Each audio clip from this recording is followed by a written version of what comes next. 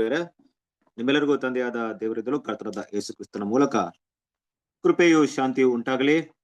ದೇವರ ಮಹಾ ಕೃಪೆಯಿಂದ ಜೀವಿತರ ಸಂಖ್ಯೆಯಲ್ಲಿ ದೇವರು ನಮ್ಮನ್ನ ಎನಿಸಿ ಆತನ ವಾಕ್ಯವನ್ನ ಇನ್ನೂ ಕೆಲವು ಹಾಗೆ ಕೃಪೆಯನ್ನ ನೀಡಿದರೆ. ಹಾಗಾಗಿ ನಾವು ನೋಡ್ತಿರುವಂತ ಒಂದು ಸತ್ಯವೇದದ ಒಂದು ಸಂಪುಟದ ಭಾಗ 3ನೇ ಸಂಪುಟ, ಇನ್ನು ರಾಜ್ಯ ಬರೆಯುವಂತ ಸಂಪುಟವನ್ನ ನೋಡ್ತಾ ಇದೀವಿ. ಅಲ್ಲಿ 6ನೇ ಅಧ್ಯಾಯವನ್ನ ನೋಡ್ತಾ ಇದೀವಿ ಅಲ್ವಾ. ಸೊ 6ನೇ ಅಧ್ಯಾಯ ಅಂದಾಗ ಎಷ್ಟನೇ ಭಾಗವನ್ನ ನೋಡ್ತಾ ಇದೀವಿ?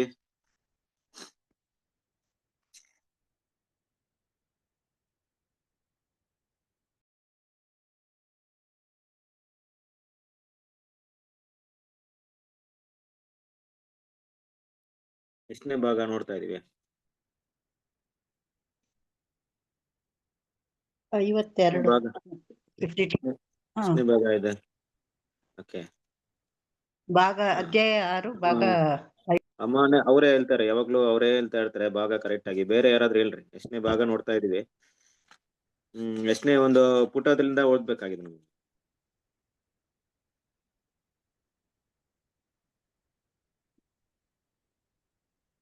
ಎಲ್ಲಿ ಶಾಂತ ಮಾಸ್ಟರ್ ಹೇಳಿ, ರೇಷ್ಮೆ ತಂಗಿ? 93 ಬ್ರದರ್. 93ನೇ ಪುಟದಿಂದ ನೋಡ್ಬೇಕು. ಓಕೆ, ಈಗ ಎಲ್ಲ ನೋಟ್ಸ್ ತಗೊಳ್ತಾ ಇದೀರಾ? ನಾವು ಮಾತಾಡೋಂತ ವಿಷಯ ನೋಟ್ಸ್ ತಗೊಳ್ತಾ ಇದೀರಾ? ಕೆಲವರಿಂದ ನೋಟ್ಸ್ ತಗೊಳಕ್ ಆಗಲ್ಲ. ಓಕೆ, ಕೆಲವರಲ್ಲಂತೂ ನೋಟ್ಸ್ ಬರಿಬಹುದು. ನೀವು ನೋಟ್ಸ್ ನ ಮಾಡ್ಕೊಳ್ಳಿ, ಅದಕ್ಕಿಂತ ಒಂದು ಬುಕ್ ಇಟ್ಕೊಳ್ತಾ ಇದ್ರಿ. ಎಷ್ಟು ಜನ ಬುಕ್ ಇಟ್ಕೊಳ್ತಾ ಇದೀರಾ?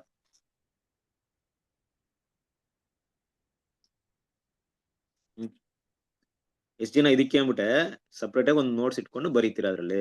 ಇಲ್ಲ ಸುಮ್ನೆ ಎಷ್ಟು ಜನ ನೋಟ್ಸ್ ಇಟ್ಕೊಂಡು ಬರೀತೀರಾ ಅದ್ರ?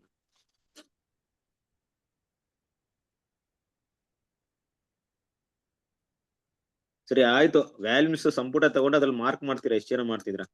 ಎಷ್ಟು ಜನರ ಹತ್ರ ವ್ಯಾಲ್ಯೂಮ್ಸ್ ಇದೆ?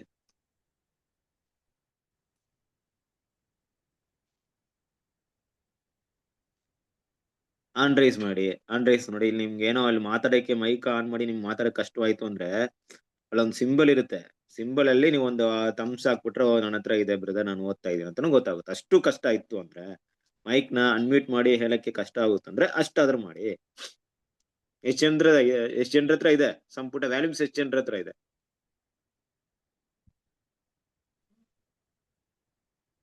ಅರ್ಥ ಆಗ್ತಿದೆ ನನ್ನ ಭಾಷೆ? ತಮಿಳ್ ಕನ್ನಡ ಮಾತಾಡ್ತಿರೋದಲ್ವಾ ನಾನು?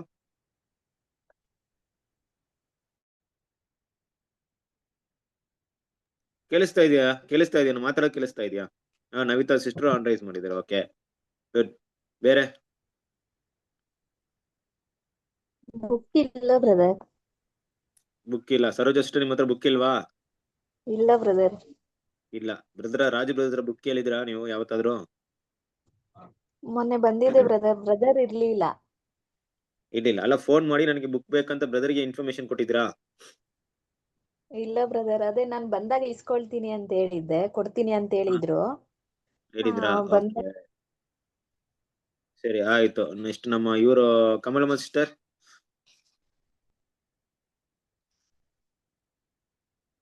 ಈ ನಮ್ ಕ್ಲಾಸಲ್ಲಿ ಏನಿರುತ್ತೆ ಅಂದ್ರೆ ಸುಮಾರು ಕ್ಲಾಸ್ ನಡೆಯುತ್ತೆ. ಇಲ್ಲ ಬ್ರದರ್.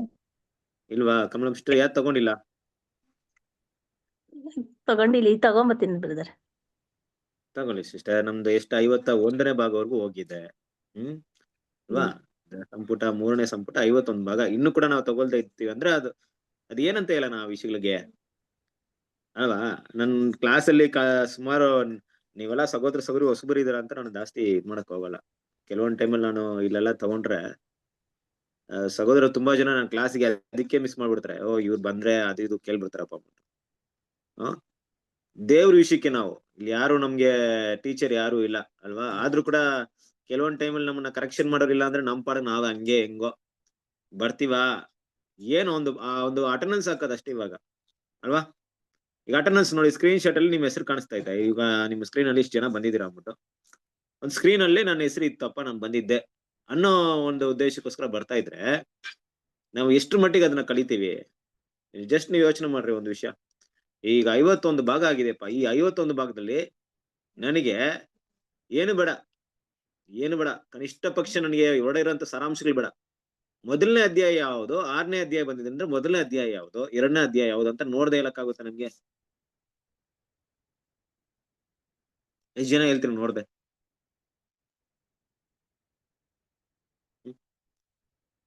ಇದೇ ಅಧ್ಯಾಯ ಮೊದಲನೇ ಅಧ್ಯಾಯ ನೋಡಿದ್ದೆ, ಇದೇ 2ನೇ ಅಧ್ಯಾಯ ಅಂದ್ರೆ ಅದ್ರಲ್ಲಿ ಇರುವಂತಹ ಸಾರಾಂಶಗಳು ಬಹಳಷ್ಟು ಪುಟಗಳಿದೆ, ಬಹಳಷ್ಟು ಪುಟಗಳಲ್ಲಿ ಅದನ್ನ ಬರೆದಿದ್ದಾರೆ. ಆದ್ರೆ ಅಧ್ಯಾಯದ ಹೆಸರನ್ನ ನೆನ್ಪಿಟ್ಕೊಂಡಿದೀವಾ? ಇಲ್ಲ ಅಂದ್ರೆ ಏನಾಯ್ತು ಅಂದ್ರೆ ಸುಮ್ನೆ ನಾವು ಅಲ್ಲ, ನಿಮ್ಗೆ ಪ್ರಶ್ನೆ ಮಾಡ್ಕೊಳ್ಳಿ, ನನಗೇನೋ ಉತ್ತರ ಹೇಳ್ಬೇಕಾಗಿಲ್ಲ. ನಿಮ್ಗೆ ಪ್ರಶ್ನೆ ಮಾಡ್ಕೊಳ್ಳಿ, ನಿಮ್ಗೆ ಉತ್ತರ ಹೇಳಿ. ಇದೇ ರೀತಿಯಲ್ಲಿ ಉತ್ತರ ಕರೆಕ್ಟ್ ಆಗಿ ನೀವ್ ಹೇಳಿದ್ರೆ ಕರೆಕ್ಟ್, ವೆರಿ ಗುಡ್. ನೀನ್ ಕರೆಕ್ಟ್ ಆಗಿ ಉತ್ತರ ಹೇಳಿದ್ಯಪ್ಪ, ನಿನ್ ಮೈಂಡ್ ಅಲ್ಲಿ ಇಟ್ಕೊಂಡಿದ್ಯಾ. ನೀನು ಕಾಟಾಚಾರಕ್ಕಂತೂ ಬರ್ತಾ ಇಲ್ಲ ಕ್ಲಾಸ್ ಕೇಳಕ್ಕೆ, ಏನ್ ಬಂದಿದ್ಯಾ ಕ್ಲಾಸ್ಗೆ ಕೇಳ್ಬೇಕಂತ ಬಂದಿದ್ಯಾ ಅಂತ ನಮಗೆ ಹೇಳೋಣ ಅಷ್ಟೇ. ನಮ್ಗೆ ತರ್ಕೊಬೇಕು. ಓಕೆ ಗುಡ್, ನಾನು ಪ್ರಾಮುಖ್ಯತೆ ಕೊಟ್ಟು ಬಂದಿದ್ದೀನಿ, ಸುಮ್ನೆ ಬಂದು ಕುತ್ಕೊಳ್ತಾ ಇಲ್ಲ ಇಲ್ಲಿ, ಅದಕ್ಕೆ ಇಂಪಾರ್ಟೆನ್ಸ್ ಕೊಟ್ಟು ಬಂದಿದ್ದೀನಿ ಅಂತ ನಿಮ್ಗೆ ನೀವು ಇದ್ ಮಾಡ್ಕೊಳ್ಳಿ. ಇಲ್ಲ ಅಂದ್ರೆ ನಿಮ್ಗೆ ಇದ್ ಮಾಡ್ಕೊಳ್ಳಿ, ಏನಕ್ಕೆ ಈ ರೀತಿ ಮಾಡ್ತಾ ಇದ್ದೀನಿ ನಾನು, ದೇವ್ರ ವಿಷಯಕ್ಕೆ ಎಷ್ಟು ನೆಗ್ಲಿಜೆನ್ಸಿ ಯಾಕೆ ನನಗೆ, ಇಷ್ಟು ಅಸಡ್ಡೆ ಏನಕ್ಕೆ, ದೇವ್ರ ವಾಕ್ಯ ಕೇಳ್ಬೇಕಂದ್ರೆ ನನಗೆ ಅರ್ಥವಾಗ್ತಿಲ್ವಲ್ಲ. ಬ್ರದರ್ ಮಾತಾಡ್ತಿದಾರೆ, ಅವ್ರು ಕನ್ನಡದಲ್ಲಿ ಮಾತಾಡ್ಬೇಕಾದ್ರೆ ನನಗೆ ಅಷ್ಟು ಸ್ಪಷ್ಟವಾಗಿ ಅರ್ಥವಾಗ್ತಿಲ್ಲ ಅಂತಿರ್ಬೇಕಾದ್ರೆ ನಾನು ಅಟ್ಲೀಸ್ಟ್ ನೋಟ್ಸ್ ಆದ್ರೆ ಕೈಲಿ ಇಟ್ಕೊಂಡ್ರೆ ನೆಕ್ಸ್ಟ್ ಟೈಮ್ ಅದನ್ನ ಓದಕ್ಕಾಗುತ್ತೆ. ಇಲ್ಲ ನಾನು ಬುಕ್ ವ್ಯಾಲ್ಯೂಮ್ಸ್ ಇಟ್ಕೊಂಡು ಅದ್ರಲ್ಲಿ ಮಾರ್ಕ್ ಮಾಡಿದ್ರೆ ಬ್ರದರ್ ಹೇಳ್ದಿರೋಂಥ ವಿಷಯ ಅರ್ಥವಾಗ್ದಿರೋ ವಿಷಯನ ಮಾರ್ಕ್ ಮಾಡಿ ಪ್ರಶ್ನೆ ಕೂಡ ಅವ್ರಿಗೆ ಕೇಳ್ಬೋದಲ್ವಾ. ನನ್ಗೆ ಅರ್ಥವಾಗ್ತಾ ಇದ್ದಾಗ ಮತ್ತೆ ನಾನು ಅರ್ಥ ಮಾಡ್ಕೊಬೋದಲ್ವಾ. ಏನಾದ್ರು ಬಾಬಿಲೋನ್ ನೋಡಿ, ನಾವು ಓದ್ತಿರೋದ ಬಾಬಿಲೋನ್ ಬಗ್ಗೆ, ಹಣಜಿ ವರ್ಗದವ್ರ ತರ ಏನೋ ಹೆಸರಿಗೆ ಮಾತ್ರ ಸಭೆಗೆ ಹೋಗ್ತಾರಲ್ಲ ಸಂಡೆ ಒಂದ್ ದಿವಸ ಹೋಗ್ಬಿಟ್ಟು ಆಮೇಲೆ ಏನು ಗೊತ್ತಿರಲ್ಲ ಅವ್ರಿಗೆ. ನಾವು ವಿಷಯಗಳೇ ಅರ್ಥ ಮಾಡ್ಕೊಂಡಿಲ್ಲ ಅಂದ್ರೆ ಲೈಫಲ್ಲಿ ಹೇಗೆ ನಾವು ಅನ್ವಯ ಮಾಡೋದು? ಕ್ರಿಸ್ತನ ಪ್ರೀತಿಯ ಸರಸ್ವರ ಎಲ್ರ ಹತ್ರ ವ್ಯಾಲ್ಯೂಸ್ ತಗೊಳ್ರಿ, ತಗೊಳ್ರಿ, ಸಿಗೋವರೆಗೂ ಬಿಡಕ್ ಹೋಗ್ಬರ್ರಿ. ಹೋಗ್ರಿ ಮನೆಗೆ ಹೋಗ್ಬಿಟ್ಟು ಕುತ್ಕೊಳ್ರಿ, ಬ್ರದರ್ ಬೇಕು ನನ್ಗೆ, ಯಾವಾಗ ಬರ್ಲಿ, ನಾನ್ ಬರ್ತೀನಿ, ಅದಕ್ಕೋಸ್ಕರ ಹೋಗ್ರಿ ಬ್ರದರ್ ಮನೆಗೆ. ಯಾವಾಗ ನಾನು ಫ್ರೀ ಮಾಡ್ಕೊಂಡ್ ಬರ್ತೀನಿ ಬ್ರದರ್, ಎಲ್ಲಿ ಸಿಗ್ತೀರಾ, ನಾನು ಅಲ್ಲೇ ಬಂದು ಕಲೆಕ್ಟ್ ಮಾಡ್ಕೊಳ್ತೀನಿ, ನನಗೆ ಕಳಿಸ್ಕೊಡ್ರಿ. ಇಲ್ಲ ನಾನು ದೂರದಲ್ಲಿ ಇದ್ರೆ ನನಗೆ ಪೋಸ್ಟ್ ಮಾಡ್ರಿ, ಇಲ್ಲ ನಾನ್ ಬೇಕಾರೆ ಬರ್ಲಾ. ದೇವ್ರಿಗೋಸ್ಕರ ತ್ಯಾಗ ಮಾಡ್ರಿ ಕ್ರಿಸ್ತನ ಪ್ರೀತಿಯ ಸರಸ್ವರ. ಇವತ್ತು ಎಷ್ಟು ಫೆಸಿಲಿಟಿ ಇದೆ ಗೊತ್ತಾ ನನ್ಗೆ. ಕನ್ನಡದಲ್ಲಿ ವ್ಯಾಲ್ಯೂಮ್ಸ್ ಎಲ್ಲ ಮೊದಲೆಲ್ಲ ಇರ್ಲಿಲ್ಲ, ಇವತ್ತಲ್ಲಿ ನಾನು ಮೊದ್ಲಿಂದಾನೇ ಹೇಳ್ಕೊಂಡ್ ಬಂದಿದ್ದೀನಿ, ತಗೊಳ್ರಿ ಅಂತ. ಎಷ್ಟ್ ಜನರ ಹತ್ರ ವ್ಯಾಲ್ಯೂಮ್ಸ್ ಇದೆ ಈಗ ಫಸ್ಟ್ ನನಗೆ ಕನ್ಫರ್ಮ್ ಮಾಡ್ರಿ. ಫಸ್ಟ್ ಎಷ್ಟ್ ಜನರ ಹತ್ರ ಈ ಒಂದು ವ್ಯಾಲ್ಯೂಮ್ಸ್ ಇದೆ ಅನ್ನೋರು ಮಾತ್ರ ಹೇಳಿ, ಮಿಕ್ಕಿದವ್ರು ಬೇಡ ನನಗೆ. ಎಷ್ಟ್ ಜನರ ಹತ್ರ ಇದೆ ವ್ಯಾಲ್ಯೂಮ್ಸ್? ನವಿತ್ ಎಷ್ಟ್ ಹತ್ರ ಇದೆ? ಅಮ್ಮ ನಿಮ್ ಹತ್ರ ಇದೆ. ಓಕೆ, ಬೇರೆ ನಮ್ಮ ಹತ್ರ ಇದೆ. ಯಾರ ಹತ್ರ ಇದೆ? ಕಾರ್ತಿಕ್ ಬ್ರದರ್ ನಿಮ್ ಹತ್ರ ಇದೆಯಾ? ಸರಿ ಕೇಳಿಸಿಲ್ಲ, ಏನ್ ಬ್ರದರ್? ಓಕೆ, ನಿಮ್ ಹತ್ರ ವ್ಯಾಲ್ಯೂಮ್ಸ್ ಇದೆಯಾ? ವ್ಯಾಲ್ಯೂಮ್ಸ್ ಇರ್ಕೊಂಡ್ ಥರ್ಡ್ ವ್ಯಾಲ್ಯೂಮ್ಸ್ ಇருக்கு ಬ್ರದರ್. Okay good. ಬೇರೆ ಯಾರ ಹತ್ರ ಇದೆ? ಮಂಜುಳಾ ಅಷ್ಟು ನಿಮ್ ಹತ್ರ ಇದೆಯಾ? ಇಲ್ಲ ಬ್ರದರ್. ಸಿಸ್ಟರ್ ಕೇಳಿದ್ರಾ? ಬ್ರದರ್ ಹತ್ರ ಕೇಳಿದಿರಾ? ಇಲ್ಲ ಕೇಳ್ಬೇಕು ಬ್ರದರ್, ಲಾಸ್ಟ್ ವೀಕ್ ಹೋಗಿರ್ಲಿಲ್ಲ ಬ್ರದರ್ ನಾನು. ಲಾಸ್ಟ್ ವೀಕ್ ಅಲ್ಲ ಸಿಸ್ಟರ್, ಈಗ ಕ್ಲಾಸಸ್ ಎಷ್ಟು ದಿವಸ ನಡೀತಾ ಇದೆ ನಿಮ್ಗೆ ಗೊತ್ತಿದೆ. ಒಂದು 51 ಭಾಗ ಅಂದ್ರೆ 1 ವರ್ಷ ಆಯ್ತು ಈ ಕ್ಲಾಸ್. ಇದ್ರ ಬಗ್ಗೆ ಇರುವಂತ ಬುಕ್ ನಮ್ಮ ಹತ್ರ ಸಿಗುತ್ತೆ. ಆ ಬುಕ್ ನ ತಗೊಬೇಕಂತ ನಿಮ್ಗೆ ಗೊತ್ತಿದ್ಯಾ ಇಲ್ಲ ಗೊತ್ತೇ ಇಲ್ವಾ ಅದ್ರ ಬಗ್ಗೆ ಏನಾದ್ರು? ಇಲ್ಲ, ಗೊತ್ತು ಬ್ರದರ್. ಗೊತ್ತಲ್ವಾ? ಮತ್ತೆ ಕೇಳಿಲ್ವಾ ಸಿಸ್ಟರ್ ಬ್ರದರ್ ಹತ್ರ ಬುಕ್ ನಮ್ಗೆ ಬೇಕು ಅಂತ? ಇಲ್ಲ ಬ್ರದರ್, ಕೇಳಿಲ್ಲ. ಕೇಳಿ ತಗೊಬೇಕಲ್ವಾ ಸಿಸ್ಟರ್? ನಾನು ಹೇಳ್ತಿರೋದು ಏನಪ್ಪಾ ಅಂದ್ರೆ, ದೇವ್ರ ತಂದೆ ದೇವ್ರು ನಮ್ ನೋಡ್ತವ್ರೆ, ನಮ್ಮ ಆಸಕ್ತಿ ಹೆಂಗಿದೆ ಅಂದ್ಬಿಟ್ಟು ಸತ್ಯದಲ್ಲಿ ನೋಡ್ತಾರೆ. ರೈಟ್ ಅಲ್ವಾ? ಮಕ್ಕಳಾಗಿದ್ದಾಗ ನಿಮ್ಗೆ ಫೀಡ್ ಮಾಡ್ಬೋದು, ಮಕ್ಳು ಇನ್ನ ಎಲೆ ಮಕ್ಳು ತಗೊಳ್ರಿ ಅಂದ್ಬಿಟ್ಟು. ಬೆಳಿತಾ ಇರ್ಬೇಕಾ ನಾವೇ ತಗೊಂಡದನ್ನ ತಿನ್ನೋಕೆ ಕಲಿಬೇಕು. ನಮ್ಗೆ ಬೇಕಾಗಿರೋಂತ, ನಮ್ಮ ದೇಹಕ್ಕೆ ಬೇಕಾಗಿರೋಂತ ಪೌಷ್ಟಿಕಾಂಶ ಆಹಾರ ನಮ್ಗೆ ಬೇಕು ಅಂತ ನಮ್ಗೆ ನಾಲೆಜ್ ಇದ್ರೆ ಹಲವಾರು ರೋಗಗಳಿಂದ ನಮ್ಮನ್ನ ಕಾಪಾಡ್ಕೊಳ್ಳೋ ರೀತಿಯಲ್ಲಿ ಸತ್ಯಕ್ಕೆ ಸಂಬಂಧಪಟ್ಟಂತ ವಿಷಯ ನಮ್ಗೆ ಆಸಕ್ತಿ ಇದ್ರೆ ತಾನೆ ಅದರಿಂದ ನಾವು ಬೆಳೆಯಕ್ಕಾಗುತ್ತೆ. ಓಕೆ, ನಿಮ್ಗಂತ ಹೇಳ್ತಾ ಇಲ್ಲ, ಎಲ್ರಿಗೂ ಹೇಳ್ತಾ ಇದ್ದೆ. ನಾನೇನೋ ಹೇಳ್ತಾ ಇಲ್ಲ ನಿಮ್ಗೆ, ಕನಿಷ್ಠ ಪಕ್ಷ ಇವತ್ತು ತಗೊಂಡಿರೋ ಸಬ್ಜೆಕ್ಟ್ ಎಲ್ಲ ಯಾರಾದ್ರೂ ಸಾರಾಂಶ ಮಾತಾಡ್ರಿ ಅಂತಾನೂ ಹೇಳಿಲ್ಲ ನಿಮ್ಗೆ. ಇಲ್ಲಿವರೆಗೂ ಆಗಿರುವಂತ 6th ಚಾಪ್ಟರ್ ಹೆಡ್ಲೈನ್ಸ್, ಅದರ ಒಂದು ಹೆಡ್ ಮೊದಲನೇ ಹೆಸರು ಇದೆಯಲ್ಲ, ನಿನ್ನ ರಾಜ್ಯ ಬರಲಿ, ಸುಗ್ಗಿಯ ಕಾಲ, ಸುಗ್ಗಿಯ ಸಮಯ ಅಂತ ಇದೆಯಲ್ಲ, ಅದು ನೆನಪಿದೆಯಾ ನನಗೆ ಅಂತ ಪ್ರಶ್ನೆ ಮಾಡ್ಕೊಂಡು, ನಮ್ಮಲ್ಲೇ ಒಂದು ಪ್ರಶ್ನೆ ಮಾಡ್ಕೊಂಡು, ನನ್ಗೆ ಇದೆಲ್ಲ ಈ ಟಾಪಿಕ್ ಅಲ್ಲಿ ನೆನಪಿದೆ, ಈ ಟಾಪಿಕ್ ಅಲ್ಲಿ ಏನೇನು ವಿಷಯ ನೆನಪಿದೆ ಅಂತ ನಮ್ಮನ್ನ ಚೆಕ್ ಮಾಡ್ಕೊಳ್ಳೋಣ ಅಷ್ಟೇ. ನಾವೆಲ್ಲ ಮಕ್ಕಳಲ್ಲ, ನಮ್ಗೆ 1ನೇ ತರಗತಿ 2ನೇ ತರಗತಿಯಿಂದ 10ನೇ ಕ್ಲಾಸ್ ವರೆಗೂ ನಮ್ಗೆ ಪಾಠ ಮಾಡಿ ಓದ್ರಿ ಎಕ್ಸಾಮ್ ಇದೆ, ಪಾಸ್ ಆಗ್ಬಿಡ್ಬೇಕು, ಫೇಲ್ ಆಗ್ಬಿಡ್ತೀರಾ, ಓದ್ರಿ ಅಂತ ಆ ರೀತಿಯಾಗಿ ಹೇಳುವಂತ ಒಂದು ಸ್ಟೂಡೆಂಟ್ಸ್ ಅಲ್ಲ ನಾವು. ನಾವು ಸತ್ಯದ ಮೇಲೆ ಆಸಕ್ತಿ ಇರುವಂತವ್ರು. ಕರೆಕ್ಟಾ? ಹೌದು ಬ್ರದರ್. ನಾನ್ ಪಾಡಿಗೆ ತಗೊಂಡ್ ಹೋಗ್ತಾ ಇರ್ತೀನಿ, 51 ಭಾಗ ಆಗ್ಬಿಟ್ಟಿದೀನಿ ಅಲ್ವಾ? ಒಂದು ಹೌದು. ವ್ಯಾಲೆನ್ಸ್ ಮುಗಿಸ್ಬಿಡ್ತಂತ ಇಟ್ಕೊಳ್ಳಿ, ಸ್ವಲ್ಪ ದಿನ ಆಗ್ಬಿಟ್ರೆ ಮುಗೀತು. ಆಮೇಲೆ ಕೊನೆಗೆ ಯಾರೋ ಎಲ್ಲೋ ಇಲ್ಲಿ ಕೇಳಿದ್ರು, ಬ್ರದರ್ ಏನೋ ಥರ್ಡ್ ವ್ಯಾಲೆನ್ಸ್ ಕೇಳಿದಿರಾ? ಕೇಳಿದೀನಿ ಬ್ರದರ್ ಅಂದ್ಬಿಟ್ಟು ಹೇಳಿದ್ರೆ, ಏನ್ ಟಾಪಿಕ್ ಇದ್ರಲ್ಲಿ ಏನು ಬಂದಿತ್ತು, ಯಾರು ತಗೊಂಡ್ರು ನಿಮ್ಗೆ? ರಿಚರ್ಡ್ ಬ್ರದರ್ ತಗೊಂಡಿದ್ರು, ಏನು ಅರ್ಥ ಆಯ್ತು ನಿಮ್ಗೆ? ಏನೋ ಗೊತ್ತಿಲ್ಲ ಬ್ರದರ್, ಮರ್ತೋಗ್ಬಿಟ್ಟಿದೀನಿ. ಏನೋ ತಗೊಂಡ್ರು ಬ್ರದರು, ಏನೋ ಸ್ವಲ್ಪ ಮೈಂಡ್ ಅಲ್ಲಿ ಹೋಗಿರ್ಲಿಲ್ಲ ಬ್ರದರ್, ಇಲ್ಲ ನಾನು ಸರಿಯಾಗಿ ಕೇಳಿರ್ಲಿಲ್ಲ ಅಂದ್ಬಿಟ್ರೆ 1 ವರ್ಷ ನಿಮ್ ಟೈಮ್ ಎಲ್ಲ ವ್ಯರ್ಥವಾಗುತ್ತಾ? 51 ಭಾಗ ಅಂದ್ರೆ ಕನಿಷ್ಠ ಪಕ್ಷ 50 ಅವರ್ ಟೈಮ್ ಕೊಟ್ಟಿದ್ದೀರಾ ನೀವು. 50 ಅವರ್ಸ್ ಅಲ್ಲಿ ಆ ವಿಷಯಗಳನ್ನ ನೀವು ಸಮಯ ವ್ಯರ್ಥವಾಯ್ತಾ? ನಮ್ ಬಗ್ಗೆ ನಮ್ಗೆ ಗೊತ್ತಿಲ್ಲ ಅಂದ್ರೆ ಹೇಗೆ? ನಮ್ಗೆ ಗೊತ್ತಿಲ್ಲ ಅಂದ್ರೆ, ನಾನು ಓದಿದ್ದು ಎಷ್ಟರ ಮಟ್ಟಿಗೆ ನಾನು ನೆನಪಲ್ಲಿ ಇಟ್ಕೊಳಕ್ ನನ್ ಕೆಪಾಸಿಟಿ ಇದೆ ಅಂದ್ರೆ, ನನಗೆ ಕೆಪಾಸಿಟಿ ಕಡಿಮೆ ಇದೆ. ತುಂಬಾ ಜನ ಹಿಂಗೆ ಹೇಳ್ತಾ ಇರ್ತೀವಿ, ನನಗೆ ಅಷ್ಟು ನಾಲೆಜ್ ಇಲ್ಲ ಬ್ರದರ್, ನನಗೆ ನೆನಪಿನ ಶಕ್ತಿ ತುಂಬಾ ಕಡಿಮೆ ಇದೆ, ನಾನೆಲ್ಲ ಮರ್ತೋಗ್ಬಿಡ್ತೀನಿ ಬೇಗ. ಬ್ರದರ್ ನಾನು ಕೇಳಿರ್ತೀನಿ ಸಬ್ಜೆಕ್ಟ್, ಆದ್ರೆ ಪ್ರತಿದಿನ ಜೀವನದಲ್ಲಿ ಇರುವಂತಹ ಅನೇಕ ವಿಷಯಗಳು, ಕೆಲಸ ಅಂತ ಕಾರ್ಯ ಮೈಂಡ್ ಅಲ್ಲಿ ಇರೋದ್ರಿಂದ ನಾನು ನೆನಪಿಟ್ಕೊಳಕ್ ಆಗ್ತಾ ಇಲ್ಲ ಬ್ರದರ್, ಮರ್ತೋಗ್ತೀನಿ. Correct, valid point. ಎಲ್ರು ಕೂಡ ನೀವೆಲ್ಲ ಕೆಲಸ ಕಾರ್ಯಲ್ಲಿ ಇರ್ತೀರ, ಹಾಗಂತ ಮರೆಯಕ್ಕೆ ನಾವ್ ಯಾರು ಕೇಳ್ತಾ ಇಲ್ಲ. ಕೇಳಿರೋದ್ನ ಅಟ್ಲೀಸ್ಟ್ ಒಂದು ಪುಸ್ತಕ ರೂಪದಲ್ಲೋ, ಒಂದು ಬರಹ ಪುಸ್ತಕದಲ್ಲಿ ಮಾರ್ಕ್ ಮಾಡಿ ಇಟ್ಟಾಗ ಯಾವತ್ತೊಂದು ತಗೊಂಡು ಈ ವಿಷಯದಲ್ಲಿ ಏನ್ ಮಾತಾಡೋದು ಅಂದಾಗ ನೆನಪು ಬರುತ್ತೆ ನನ್ಗೆ. ನಾನು ಇವಾಗ್ಲೂ ಕೂಡ ಮಾತಾಡ್ದ ಹಂಗೆ ತಗೊಂಡೋಗ್ತಾ ಇದ್ರೆ ಹಂಗೆ ಮುಂದುವರಿತಾ ಇದೆ. ಇದೇ ಅಲ್ವಾ ಸಬ್ಜೆಕ್ಟ್ ಇರೋದು. ಈಗ ನೋಡಿ, ಅವ್ರು ಬಾಬಿಲೋನ್ ಅವ್ರ ಅಣಜಿ ಬಗ್ಗೆ ನಾವು ಮಾತಾಡ್ತೀವಪ್ಪ, ಅಣಜಿ ಅಣಜಿ ಅಣಜಿ ಅಂತ ಹೇಳ್ತಾ ಇರ್ತೀವಿ. ಅಣಜಿ ಅಂದಾಗ ಏನಾಗುತ್ತೆ ಅಂದ್ರೆ, ಒಂದು ಬೆರಳು ಅವ್ರನ್ನ ತೋರಿಸ್ತಾ ಇರುತ್ತೆ, 3 ಬೆರಳು ನನ್ನನ್ನೇ ತೋರಿಸ್ತಾ ಇರುತ್ತೆ. ಏನಪ್ಪಾ ಪ್ರಶ್ನೆ ಕೇಳುತ್ತಂತ, ಅವ್ರನ್ನ ಒಂದ್ಸರಿ ನೀನು ಅಣಜಿ ಹೇಳಕ್ಕಿಂತ ಮೊದಲು 3 ಸರಿ ನಿನ್ ಬಗ್ಗೆ ನೀನು ಅಣಜಿ ಆಗಿದೆ ಅಂತ ಚೆಕ್ ಮಾಡುವಂತ. ಅಂದ್ರೆ ಏನು ಅಣಜಿ ಅಂದ್ರೆ, ಮುಖ್ಯವಾಗಿ ಸತ್ಯಕ್ಕೆ ಅವ್ರು ಬೆಲೆ ಕೊಡ್ಲಿಲ್ಲ, ಸತ್ಯಕ್ಕೆ ಪ್ರಾಮುಖ್ಯತೆ ಕೊಡ್ತಿರ್ಲಿಲ್ಲ, ಸತ್ಯವನ್ನ ಹುಡುಕ್ತಾ ಇರ್ಲಿಲ್ಲ ಅವರು ಅಲ್ವಾ? ಹೆಸರು ಕ್ರೈಸ್ತರ ಒಂದು ಗುಣಗಳು ಹಂಗೆ ಇತ್ತು, ಸತ್ಯವನ್ನು ಹುಡುಕ್ತಾ ಇರ್ಲಿಲ್ಲ, ಸತ್ಯಕ್ಕೆ ಪ್ರಾಮುಖ್ಯತೆ ಕೊಡ್ತಾ ಇರ್ಲಿಲ್ಲ.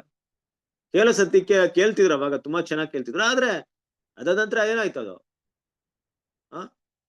ಅದು ಮೈಂಡ್ ಎಲ್ಲ ಉಳಿಲಿಲ್ಲ ಅಂದ್ರೆ, ಈ ದಾರಿಯ ಮಗ್ಲಲ್ಲಿ ಬಿತ್ತಲ್ಪಟ್ಟಂತ ಬೀಜದ ರೀತಿಯಲ್ಲಿ ನಾವು ಆಗ್ಬಿಡ್ತೀವಿ. ಏನಿದೆ ನಮ್ಗೂ ಅವ್ರಿಗೂ ಡಿಫ್ರೆಂಟ್ ಇದೆ. ಓಕೆ, ಎನಿವೆ ನಾನು ಇದನ್ನೇ ಟಾಪಿಕ್ ತುಂಬಾ ಹೊತ್ತು ಮಾತಾಡ್ಕೊಂಡ್ಬಿಟ್ರೆ ಆಮೇಲೆ ಕಷ್ಟ ಆಗುತ್ತೆ. ದಯವಿಟ್ಟು ಏನಕ್ಕಪ್ಪ ಹೇಳೋದಂದ್ರೆ, ಉದ್ದೇಶ ಇಷ್ಟೇ, ನಾವು ಅದನ್ನ ಅರ್ಥ ಮಾಡ್ಕೊಳಕ್ಕೆ ಪ್ರಯತ್ನ ಪಡೋಣ, ಮೈಂಡ್ ಇಟ್ಕೊಳ್ಳೋಣ. ಸರಿ ಆಯ್ತು. ಇವಾಗ ಲಾಸ್ಟ್ ವೀಕ್ ಅಲ್ಲಿ ನಾನು ಏನ್ ಡಿಸ್ಕಷನ್ ಮಾಡಿದ್ದೆ, ಯಾವ್ದ್ರ ಬಗ್ಗೆ ಓದಿದ್ವಿ ನಾವು ಲಾಸ್ಟ್ ವೀಕ್ ಅಲ್ಲಿ?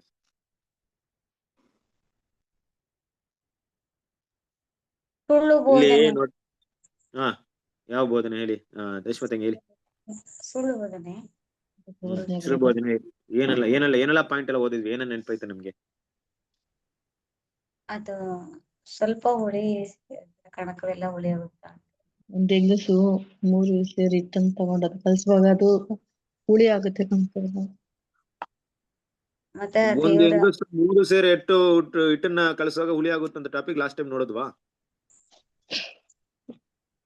ಸುಳ್ಳು ಬೋಧನೆ ಅಂತ ಬ್ರದರ್ ನಾನು ಕೇಳಿ. ಕರೆಕ್ಟ್, ಅದೇ ಸುಳ್ಳು ಬೋಧನೆ. ಏನು ಎಕ್ಸಾಂಪಲ್ ಏನಿತ್ತು ನೋಡಿದ್ವಿ, ಏನ್ ಎಕ್ಸಾಂಪಲ್ ನೋಡಿದ್ವಿ?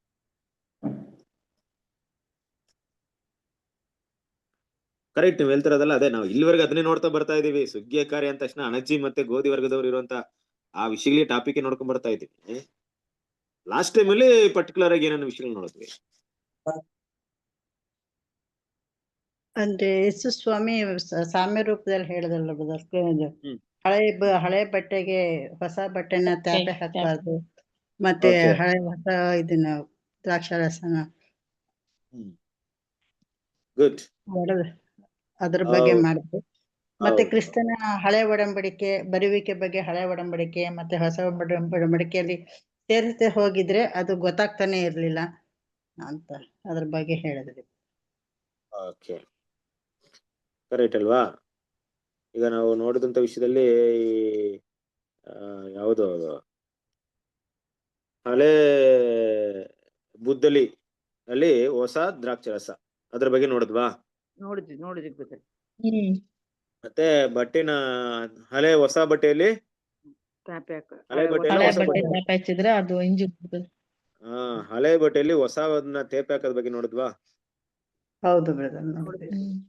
ಸೊ ಅದೆಲ್ಲ ನಾವು ನೋಡಿದ್ವಿ. ಸೊ ಏನ್ ಅರ್ಥವಾಯ್ತು ಈಗ? ಯೇಸು ಕ್ರಿಸ್ತ ಮಾತಾಡ್ಬೇಕಾದ್ರೆ ಈ ಹಳೆ ಬುದ್ಧಲ್ಲಿ ಹೊಸ ದ್ರಾಕ್ಷರಸ ಅಂತ ಹೇಳಿದಾಗ ಈ ಬುದ್ಧಲ್ಲಿ ಏನನ್ನ ಸೂಚಿಸ್ತಾ ಇದೆ, ಈ ದ್ರಾಕ್ಷರಸ ಏನನ್ನ ಸೂಚಿಸ್ತಾ ಇದೆ? ಏನಕ್ಕೆ ಈ ಟಾಪಿಕ್ ನಲ್ಲಿ ಬ್ರದರ್ ಮಾತಾಡ್ತಾ ಇದ್ದಾರೆ?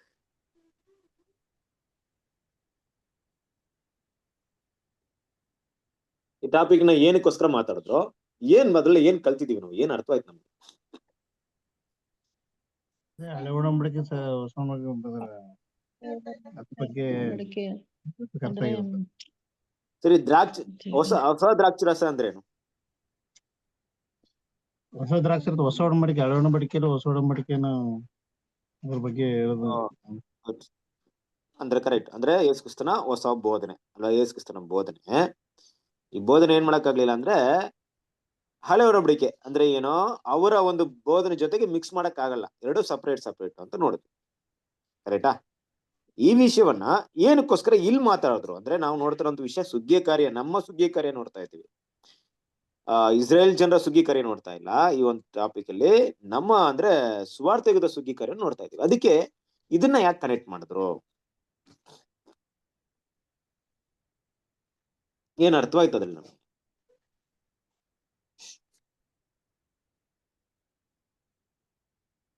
ಈಗ ನನ್ನ ಪ್ರಶ್ನೆ ಅರ್ಥ ಆಗ್ತಿದೆಯಲ್ವಾ? ನಮ್ಮ 93 pages ಅಲ್ಲೇ ಅದೇ ಬರ್ತಾ ಇದೆ ಟಾಪಿಕ್. ಏನಪ್ಪ ಬರ್ತಿದೆ ಅಂದ್ರೆ, ಆ ಒಂದು ಟಾಪಿಕ್ ಅಂದ್ರೆ ಯೇಸು ಕ್ರಿಸ್ತನ ಸದುಸೇರ ಪರಿಸರ ಬಗ್ಗೆ ಅವಾಗ ಮಾತಾಡ್ತಿದ್ರು. ಈ ಸರಿಸೇರ್ ಪರಿಸರ ಬಗ್ಗೆ ಮಾತಾಡುವಂತ ಉದ್ದೇಶಗಳೇನಪ್ಪಾ ಅಂದ್ರೆ, ಈ ಸರಿಸೇರ್ ಪರಿಸರ ನೀವು ತಗೊಂಡಾಗ ಹೇಳಿ, ಅವರು ಆರಿಸ್ಕೊಳ್ತಾರೆ. ಮತ್ತೆ ಹೊಸ ರೀತಿ ಕ್ರಿಸ್ತನ ಬರುವಿಕೆ ಬಗ್ಗೆ, ಹಳೆ ಒಡಂಬಡಿಕೆಯಲ್ಲಿ ಹೊಸ ಒಡಂಬಡಿಕೆಯ ರೀತಿ ನೀತಿಗಳನ್ನ ಸೇರಿಸ್ಲಿಲ್ಲ, ಅಥವಾ ಸೇರಿಸದೆ ಹೋದ್ರೆ ಅದು ಗೊತ್ತಾಗ್ತಾ ಇರ್ಲಿಲ್ಲ. ಯಾಕೆಂದ್ರೆ ಹಳೆ ಒಡಂಬಡಿಕೆಗಳಲ್ಲಿ ಆತನ ಸಿದ್ಧಾಂತ ಬಹಳವಾಗಿ ಗಟ್ಟಿಯಾಗಿ ಬೇರೂರಿತ್ತು. ಅದರಿಂದ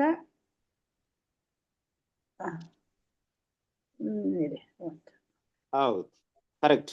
ಓಕೆ, ವ್ಯಾಲಿಡ್ ಪಾಯಿಂಟ್ ಅಮ್ಮ ಮಾತಾಡ್ತಿದ್ದೆ. ಅಂದ್ರೆ ನೋಡ್ರಿ, ಈಗ ಅವರಲ್ಲಿ ಹಳೆ ಒಂದು ಸಿದ್ಧಾಂತ ಆಳವಾಗಿ ಬೇರೂರಿತ್ತು. ಈಗ ಹಳೆ ಒಂದು ಸಿದ್ಧಾಂತ ಆಳವಾಗಿ ಬೇರೂರಿದೆ ಅಂದಾಗ ದೇವ್ರ ಮಕ್ಳು ನಾವು ಅರ್ಥ ಮಾಡ್ಕೊಬೇಕಾಗಿರೋ ವಿಷಯ ಏನಪ್ಪಾ ಅಂದ್ರೆ, ಹಳೆ ಸಿದ್ಧಾಂತ ಬೇರೂರಿದೆ ಅಂದ್ರೆ ಧರ್ಮಶಾಸ್ತ್ರ ಮೈಂಡಲ್ಲಿ ಫುಲ್ ಕುತ್ಕೊಂಡ್ಬಿಟ್ಟಿತ್ತ ಅವ್ರಿಗಂತ ನೋಡಿದ್ರೆ ಇರ್ಲಿಲ್ಲ. ಧರ್ಮಶಾಸ್ತ್ರ ಇರ್ಲಿಲ್ಲ. ಧರ್ಮಶಾಸ್ತ್ರದ ರೀತಿಯಲ್ಲಿ ಮನುಷ್ಯರ ಬೋಧನೆಗಳೇನಾಯ್ತು ಅವರಲ್ಲಿ ತುಂಬಿಕೊಂಡಿತ್ತು. ಮನುಷ್ಯರು ಅವರು ಸಂಪ್ರದಾಯನ ಹಿಡ್ಕೊಂಡು ನಡೀತಾರೆ. ಎಸ್, ಸಂಪ್ರದಾಯಗಳು. ಕರೆಕ್ಟ್ ನೋಡಿ, ಒಳ್ಳೆ ಪದ ಯೂಸ್ ಮಾಡಿ. ಸಂಪ್ರದಾಯ, ಮನುಷ್ಯರ ಬೋಧನೆಯಿಂದ ಬಂದಂತ ಸಂಪ್ರದಾಯಗಳು, ಅದನ್ನ ಏನಾಯ್ತು ಅವರಲ್ಲಿ ತುಂಬಿಕೊಂಡಿತ್ತು. ಕರೆಕ್ಟಾ? ಈ ಮನುಷ್ಯರ ಬೋಧನೆಯಿಂದ ಬಂದಂತ ಸಂಪ್ರದಾಯಕ್ಕೂ ದೇವ್ರು ಕೊಟ್ಟಂತ ಆಜ್ಞೆ ವಿಧಿವಿಧಾನಗಳಿಗೂ ಸಂಬಂಧನೇ ಇರ್ಲಿಲ್ಲ. ಅದನ್ನ ಕರ್ತನಾದ ಯೇಸು ಕ್ರಿಸ್ತನು ಏನ್ ಮಾಡ್ತಾರೆ? ಹೇಳ್ತಾರಲ್ವಾ, ಮಾತಾಡ್ತಾರೆ. ಎಲ್ಲಿ ಮಾತಾಡ್ತಾರೆ ಅದ್ರ ಬಗ್ಗೆ ನೋಡಿ? ಕರ್ತನಾದ ಯೇಸು ಕ್ರಿಸ್ತನು ಮಾತಾಡ್ಬೇಕಾದ್ರೆ ಅವ್ರ ಹತ್ರ ಯಾವ ರೀತಿ ಮಾತಾಡ್ತಾ ಇದ್ರಂದ್ರೆ, ಆ ಒಂದು ಹಳೆ ಒಂದು ಸಿದ್ಧಾಂತ ಎಷ್ಟ್ರ ಮಟ್ಟಿಗೆ ಬೇರೂರಿತ್ತು ಅಂದ್ಬಿಟ್ಟು ನೀವು ಓದ್ರಿ ವಾಕ್ಯವನ್ನ. ಮಾರ್ಕನ ಸುವಾರ್ತೆ 7ನೇ ಅಧ್ಯಾಯ 1ರಿಂದ ಓದ್ಕೊಂಬನಿ. ತರುವಾಯ ಯೆರೂಸಲೇಮಿನಿಂದ ಬಂದಿದ್ದ ಫರಿಸಾಯರು ಶಾಸ್ತ್ರಿಗಳಲ್ಲಿ ಕೆಲವರು ಆತನ ಬಳಿಗೆ ಕೂಡಿ ಬಂದರು. ಫರಿಸಾಯರು ಯೆಹೂದ್ಯರೆಲ್ಲರೂ ಹಿರಿಯರಿಂದ ಬಂದ ಸಂಪ್ರದಾಯವನ್ನು ಹಿಡಿದು ತಮ್ಮ ಕೈಗಳನ್ನು ಚೆನ್ನಾಗಿ ತೊಳಕೊಳ್ಳದೆ ಆಹಾರ ತೆಗೆದುಕೊಳ್ಳುವುದಿಲ್ಲ, ಮತ್ತು ಪೇಟೆಗೆ ಹೋಗಿ ಬಂದರೆ ನೀರನ್ನು ಪೋಕ್ಷಿಸಿಕೊಳ್ಳದೆ ಆಹಾರ ತೆಗೆದುಕೊಳ್ಳುವುದಿಲ್ಲ.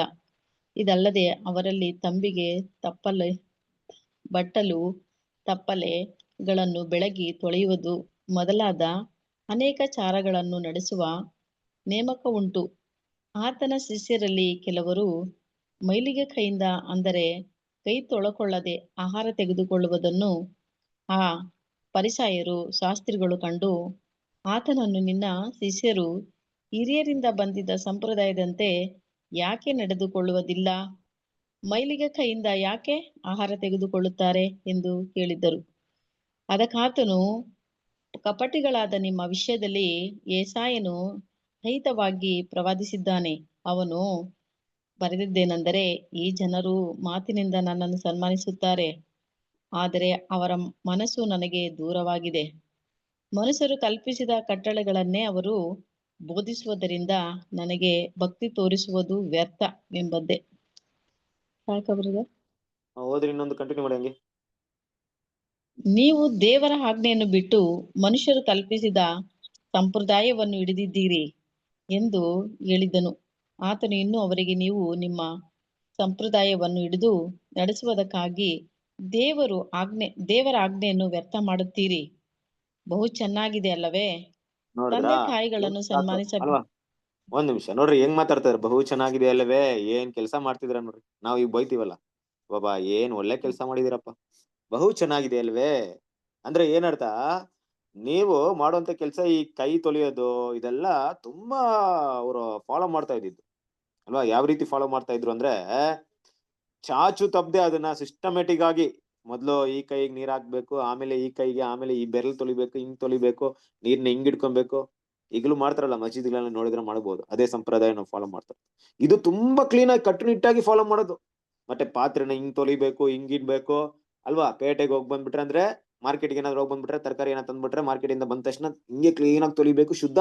ಈ ಆಚಾರ ವಿಚಾರಗಳಿಗೆ ತುಂಬಾ ಇಂಪಾರ್ಟೆನ್ಸ್ ಕೊಡ್ತಾ ಇದ್ರು. ಅದಕ್ಕೆ ಯೇಸು ಹೇಳ್ತಾ ಇದ್ರೆ, ಇದು ಮನುಷ್ಯರಿಂದ ಬೋಧಿಸಲ್ಪಟ್ಟ ಬೋಧನೆ ಅಂತ ಹೇಳ್ಬಿಟ್ರು. ಏನಪ್ಪಾ ಮನುಷ್ಯರಿಂದ ಬೋಧಿಸಲ್ಪಟ್ಟಂತ ಬೋಧನೆ?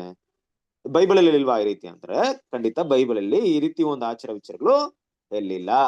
ಆದ್ರೆ ಅವ್ರು ಏನ್ ಮಾಡ್ತಿದ್ರು ಅಂದ್ರೆ, ಧರ್ಮಶಾಸ್ತ್ರವನ್ನು ಬಿಟ್ಟು ತಲ್ಮಾದ್ ಅನ್ನೋಂಥ ಗ್ರಂಥವನ್ನ ಯೂಸ್ ಮಾಡ್ತಾ ಇದ್ರು. ಕೇಳಿದ್ರ ಈ ವಿಷಯನ ನೀವು?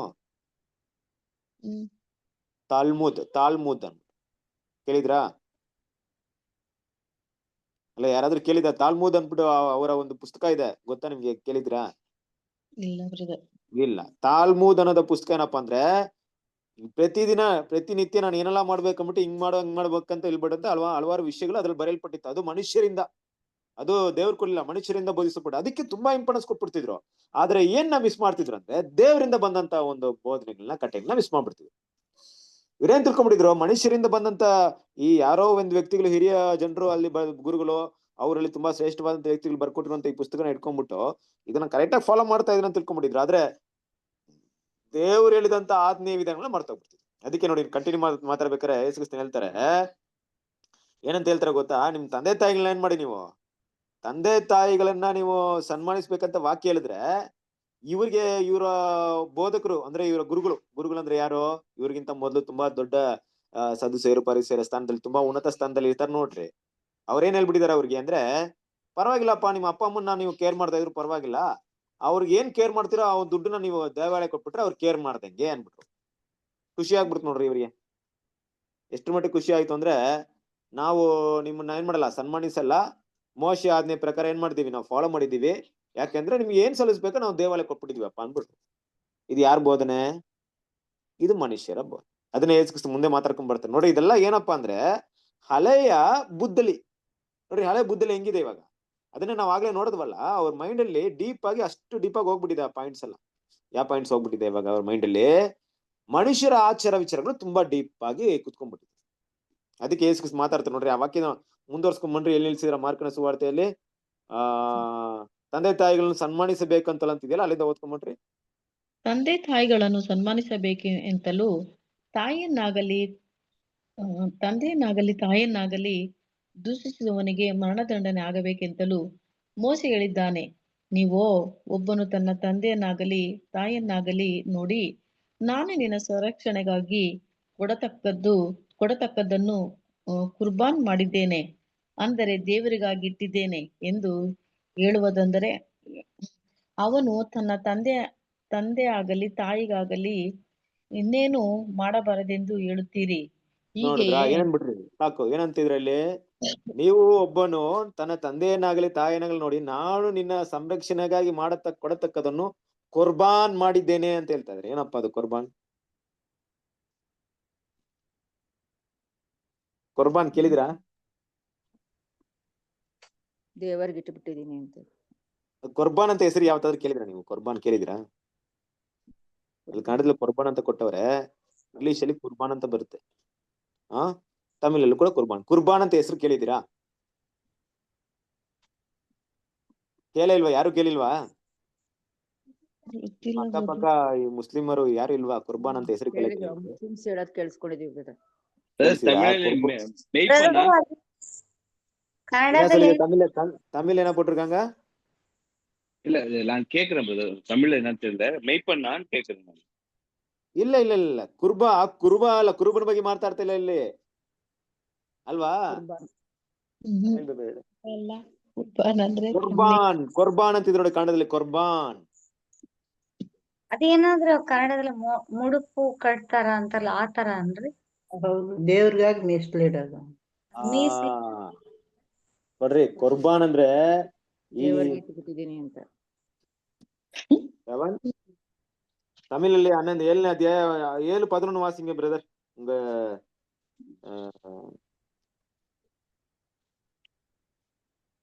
உங்க பைபிள்ல 7:11 வாசிங்க. அதிகாரம் பிரதர், தமிழ்ல மார்க் 7:11 வாசிங்க. மார்க் 7:11.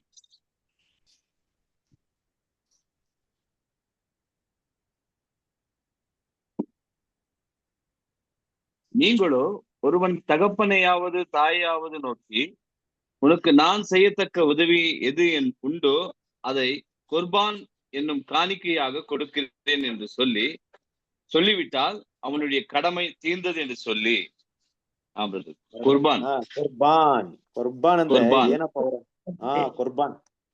ಈ ಕುರ್ಬಾನ್ ಅಂದ್ರೆ ಕುರುಬ ಅಲ್ಲ, ಇದು ಶಫಡ ಅಲ್ಲ, ಕುರಿ ಮೇಯಿಸೋ ಬಗ್ಗೆ ಅಲ್ಲ. ಕುರ್ಬಾನ್ ಅಂತ ವಾಕ್ಯ ಇದೆ, ಅಲ್ಲಿ ಅಂಡರ್ಲೈನ್ ಮಾಡ್ಕೊ. ಕುರ್ಬಾನ್ ಅಂದ್ರೆ ಏನಪ್ಪಾ? ಅವರ ಮನುಷ್ಯರ ಒಂದು ಸಿದ್ಧಾಂತ, ಅವರ ಒಂದು ತಲ್ಮೂದ್ ಅಂತ ಬುಕ್ ಇದೆಯಲ್ಲ, ಆ ಬುಕ್ ಅಲ್ಲಿ ಏನ್ ಕೊಟ್ಟಿದೆ ಅಂದ್ರೆ, ಕುರ್ಬಾನ್ ಅಂದ್ರೆ ಈಗ್ಲೂ ಕೂಡ ಮಾಡ್ತಾರೆ. ನಿಮ್ಗೆ ಬಕ್ರೀದ್ ಹಬ್ಬ ಎಲ್ಲ ಬಂದ್ರೆ ಆ ಹಬ್ಬದಲ್ಲಿ ಏನ್ ಮಾಡ್ತಾರೆ ಅಂದ್ರೆ, ಒಂದು ಹಸುನ ಕಡ್ದು ಹಸುನಲ್ಲಿ ಒಂದು ಭಾಗ ಏನ್ ಮಾಡ್ತಾರೆ, ನಮ್ಗೆ ಇಟ್ಕೊಂಡ್ಬಿಟ್ಟು ಉಳ್ದಿರೋ ಭಾಗನ ಏನ್ ಮಾಡ್ತಾರೆ, ಬಡವರಿಗೆ ಕೊಟ್ಬಿಡ್ತಾರೆ. ಬಡವರಿಗೆಲ್ಲ ಅದಕ್ಕೆ ಹಂಚ್ತಾರೆ. ಕುರ್ಬಾನ್ ಅಂತ ಕರೆಯೋದು ಮುಸ್ಲಿಮ್ಸ್ ಅಲ್ಲಿ. ನೀವು ಕೇಳಿರ್ಬೋದು, ಕುರ್ಬಾನಿ ಅಂತಾರೆ ಅಲ್ವಾ? ಅಂದ್ರೆ ನಾನೇನ್ ಮಾಡ್ತೀನಿ, ದಾನ ಮಾಡಿದೀನಿ, ಎಲ್ರಿಗೂ ಕೊಟ್ಬಿಟ್ಟಿದೀನಿ ಅಂತ ಅರ್ಥ. ನನ್ನ ಹತ್ರ ಯಾವ್ದು ಇಟ್ಕೊಂಡಿಲ್ಲ, ಎಲ್ರಿಗೂ ದಾನ ಮಾಡ್ಬಿಟ್ಟಿದೀನಿ, ಎಲ್ರಿಗೂ ಕೊಟ್ಬಿಟ್ಟಿದೀನಿ. ಅದಕ್ಕೆ ಇವ್ರು ಏನ್ ಯೂಸ್ ಮಾಡಿದ್ರು ನೋಡಿ, ಅಲ್ಲಿಂದ ಬಂದಿರೋದು ಈ ಕುರ್ಬಾನಿ. ನೀವೆಲ್ಲ ಮುಸ್ಲಿಮ್ಸ್ ಇದ್ರಲ್ಲಿ ಇದ್ದಾಗ ನೀವು ಅಲ್ಲಿ ನೋಡ್ಬೋದು, ಈ ಹಬ್ಬದಲ್ಲಿ ಬಂದಾಗ ಏನ್ ಮಾಡ್ತಾರೆ, ಕುರ್ಬಾನಿ ಅಂತ ಮಾತಾಡ್ತಾ ಇರ್ತಾರೆ. ಅಂದ್ರೆ ಏನರ್ಥ, ಒಂದು ನನ್ ಮನೆಯಲ್ಲಿ ಎಷ್ಟು ಜನ ಇದ್ರು ಆ ಜನಕ್ಕೆ ಪ್ರಕಾರವಾಗಿ ನಾನು ಹಸು ತಗೊಂಡೆ, ನನ್ನ ದುಡ್ಡಿಂದ ಪೂರ್ತಿ ತಗೊಂಡೆ, ಅದನ್ನ ಏನ್ ಮಾಡಿದೀನಿ, ನಾನು ಸ್ವಲ್ಪ ತಗೊಂಡು ಮಿಕ್ಕಿದೆಲ್ರಿಗೂ ಬಡವರಿಗೆ ಹಂಚ್ಬಿಟ್ಟಿದೀನಿ, ಕೊಟ್ಬಿಟ್ಟಿದೀನಿ, ಕುರ್ಬಾನಿ ಮಾಡಿದೀನಿ, ಸೇವೆ ಮಾಡಿದೀನಿ, ದಾನ ಮಾಡ್ಬಿಟ್ಟಿದೀನಿ ಅಂತ ಅರ್ಥ. ಇವರು ಅದೇ ಈ ಕುರ್ಬಾನಿ ಅನ್ನೋದು ಅಲ್ಲಿಂದ ಆ ಪದದಿಂದ ಬಂದಿರೋದು ಅಲ್ವಾ? ಈ ಕುರ್ಬಾನ್ ಅಂದ್ರೆ ಏನಪ್ಪಾ ಅಂದ್ರೆ, ನಿನಗೇನ್ ಮಾಡ್ಬೇಕೋ ಅದನ್ನೆಲ್ಲವನ್ನು ನಾನು ದೇವರಿಗೆ ಕೊಟ್ಬಿಟ್ಟಿದೀನಿ. ಅಪ್ಪ ಅಮ್ಮ ನಿಮ್ನ ನೋಡ್ಬೇಕಾಯ್ತು ನಾನು, ಬಟ್ ನನ್ನ ಕೈಲಿ ನೋಡಕ್ ಆಗ್ಲಿಲ್ಲ, ಬಟ್ ನೋಡ್ಬೇಕಾಗಿರಂತ ಏನಿದೆಯೋ ಅದನ್ನೆಲ್ಲ ಏನ್ ಮಾಡ್ಬಿಟ್ಟು ದೇವರಿಗೆ ಕೊಟ್ಬಿಟ್ಟಿದೀನಿ. ಇದು ಯಾರ ಬೋಧನೆ? ಮನುಷ್ಯರ ಬೋಧನೆ. ಯೋಚನೆ ಮಾಡ್ರಿ. ಈ ರೀತಿಯಾಗಿ ಹಲವಾರು ವಿಷಯಗಳಿದೆ ಅವ್ರದ್ದು, ಒಂದಲ್ಲ ಎರಡಲ್ಲ ಅವ್ರ ಸಿಸ್ಟಮ್ ಅವ್ರದ್ದು. ಇದಕ್ಕೂ ಬೈಬಲ್ಗೂ ಸಂಬಂಧನೇ ಇಲ್ಲ, ಕ್ರಿಸ್ತನ ಶಾಸ್ತ್ರ. ಈ ರೀತಿಯಾದಂತ ಒಂದು ಹಳೆ ಒಂದು ಬುದ್ಧಲಿ ಇದೆಯಾ ನೋಡ್ರಿ. ಈ ಬುದ್ಧಲಿ ನಮ್ಮ ಕರ್ತನದ ಯೇಸು ಕ್ರಿಸ್ತನು ಕೊಡುವಂತ ಹೊಸ ಒಂದು ದ್ರಾಕ್ಷಿ ರಸನ ಸಗಿಸ್ಕೊಳ್ಳಕ್ಕೆ ಆಗ್ಲಿಲ್ಲ. ಅವರ ಮೈಂಡ್ ಇತ್ತಲ್ಲ, ಮೈಂಡ್ ಅಲ್ಲಿ ತುಂಬಿಕೊಳ್ಳುವಂತ ಬೋಧನೆ ಇತ್ತಲ್ಲ, ಆ ಬೋಧನೆಗೆ ಕ್ರಿಸ್ತನ ಒಂದು ಪ್ರೀತಿ ಕೃಪೆಯಿಂದ ಕೂಡಿರುವಂತ ಮಾತುಗಳು, ಆ ಒಂದು ಹೊಸ ದ್ರಾಕ್ಷಿ ರಸ ಫ್ರೆಶ್ ಆಗ್ಬಿಟ್ಟಿದೆ. ಅದ್ರಲ್ಲಿ ಅದನ್ನ ತುಂಬಿಸ್ಕೊಳಕ್ಕಾಗ್ಲಿಲ್ಲ. ಅವರಲ್ಲಿರುವಂತ ಮೂಢನಂಬಿಕೆ ಇದೆಲ್ಲ ಎಲ್ಲಿ ಬೆಳೆದಿತ್ತೋ ಅವ್ರ ಕಡೆ ತುಂಬಾ ಬೆಳೆದು ಬಿಟ್ಟಿತ್ತು. ಆದ್ರಿಂದ ಈ ಒಂದು ಕ್ರಿಸ್ತನ ಬೋಧನೆನ ಅಕ್ಸೆಪ್ಟ್ ಮಾಡಕ್ಕೆ ಅವ್ರ ಕೈಯಿಂದ ತುಂಬಾ ಕಷ್ಟವಾಗ್ತಿತ್ತು. ಅದಕ್ಕೆ ಏನಂತಾರೆ ಅವರು, ಯೇಸು ಕ್ರಿಸ್ತ ಮಾತಾಡ್ಬೇಕಾದ್ರೆ, ನನ್ನ ರಕ್ತವನ್ನು ಕುಡಿದು ನನ್ನ ಮಾಂಸವನ್ನು ತಿನ್ನದೆ ಹೋದ್ರೆ ನನ್ನಲ್ಲಿ ನಿಮಗೆ ಪಾಲಿಲ್ಲ ಅಂದ್ರೆ ಏನಂತಾರೆ ಅವರು? ಅಯ್ಯೋ, ಇದು ತುಂಬಾ ಕಠಿಣವಾದಂತ ಉಪದೇಶ ಅಪ್ಪ, ನಮ್ ಕೈಯಲ್ಲಂತೂ ಫಾಲೋ ಮಾಡಕ್ಕಾಗಲ್ಲ, ಹೊಟ್ಟೋಗ್ಬಿಡ್ತಾರೆ. ಅರ್ಥನೇ ಆಗಲ್ಲ ಅವ್ರಿಗೆ. ಟಫ್ ನೋಡ್ರಿ, ತುಂಬಾ ಕಷ್ಟ ಅವ್ರಿಗೆ. ಇದನ್ನ ನಾವು ಯಾಕೆ ಥರ್ಡ್ ವ್ಯಾಲಿ ಮೇಲೆ ನೋಡಿದ್ವಿ? ಏನಕ್ಕೋಸ್ಕರ ಥರ್ಡ್ ವ್ಯಾಲಿ ಮೇಲೆ ಈ ಪಾಯಿಂಟ್ ನೋಡ್ತೀವಿ ಅಂದ್ರೆ, ಈ ಪಾಯಿಂಟ್ ನ ಇಲ್ಲಿ ಬ್ರದರ್ ಏನ್ ಮಾಡ್ತಾರೆ, ಇದೇ ಒಂದು ಮಹಾಬಾಬಿಲೋನ್ಗೆ ಕಂಪೇರ್ ಮಾಡಿ ಮಾತಾಡ್ತಾರೆ. ಹೇಗೆ ಯೇಸು ಕ್ರಿಸ್ತನ್ ಬರ್ಬೇಕಾದ್ರೆ ಆ ಜನರ ಸಿಸ್ಟಮ್ ಇತ್ತು ನೋಡ್ರಿ. ಅದಕ್ಕೆ ಅಲ್ಲಿ ಒಂದು ಮಾತಾಡ್ಬೇಕಾದ್ರೆ ನೀವು ಇನ್ನು ಕೂಡ ಏನ್ ಮಾಡ್ತಾರೆ, ಇದೇ ಒಂದು ಟಾಪಿಕ್ ನ ಇದ್ರಲ್ಲಿ ಮಾತಾಡ್ತಾರೆ. ಇಲ್ಲಿ ಮತ್ತೇನು ಸುವಾರ್ತೆ 15ರಲ್ಲಿ 1-20 ವಾಕ್ಯಗಳು ನೋಡ್ಬೋದು. ಅಲ್ಲಿ ನೀವು 10ನೇ ವಾಕ್ಯನ ಓದ್ರಿ, ಅಲ್ಲಿ ವಾಕ್ಯ ಓದ್ರಿ. ಮತ್ತೇನು ಸುವಾರ್ತೆ 15ನೇ ಅಧ್ಯಾಯ 10ನೇ ವಾಕ್ಯ ಓದ್ರಿ.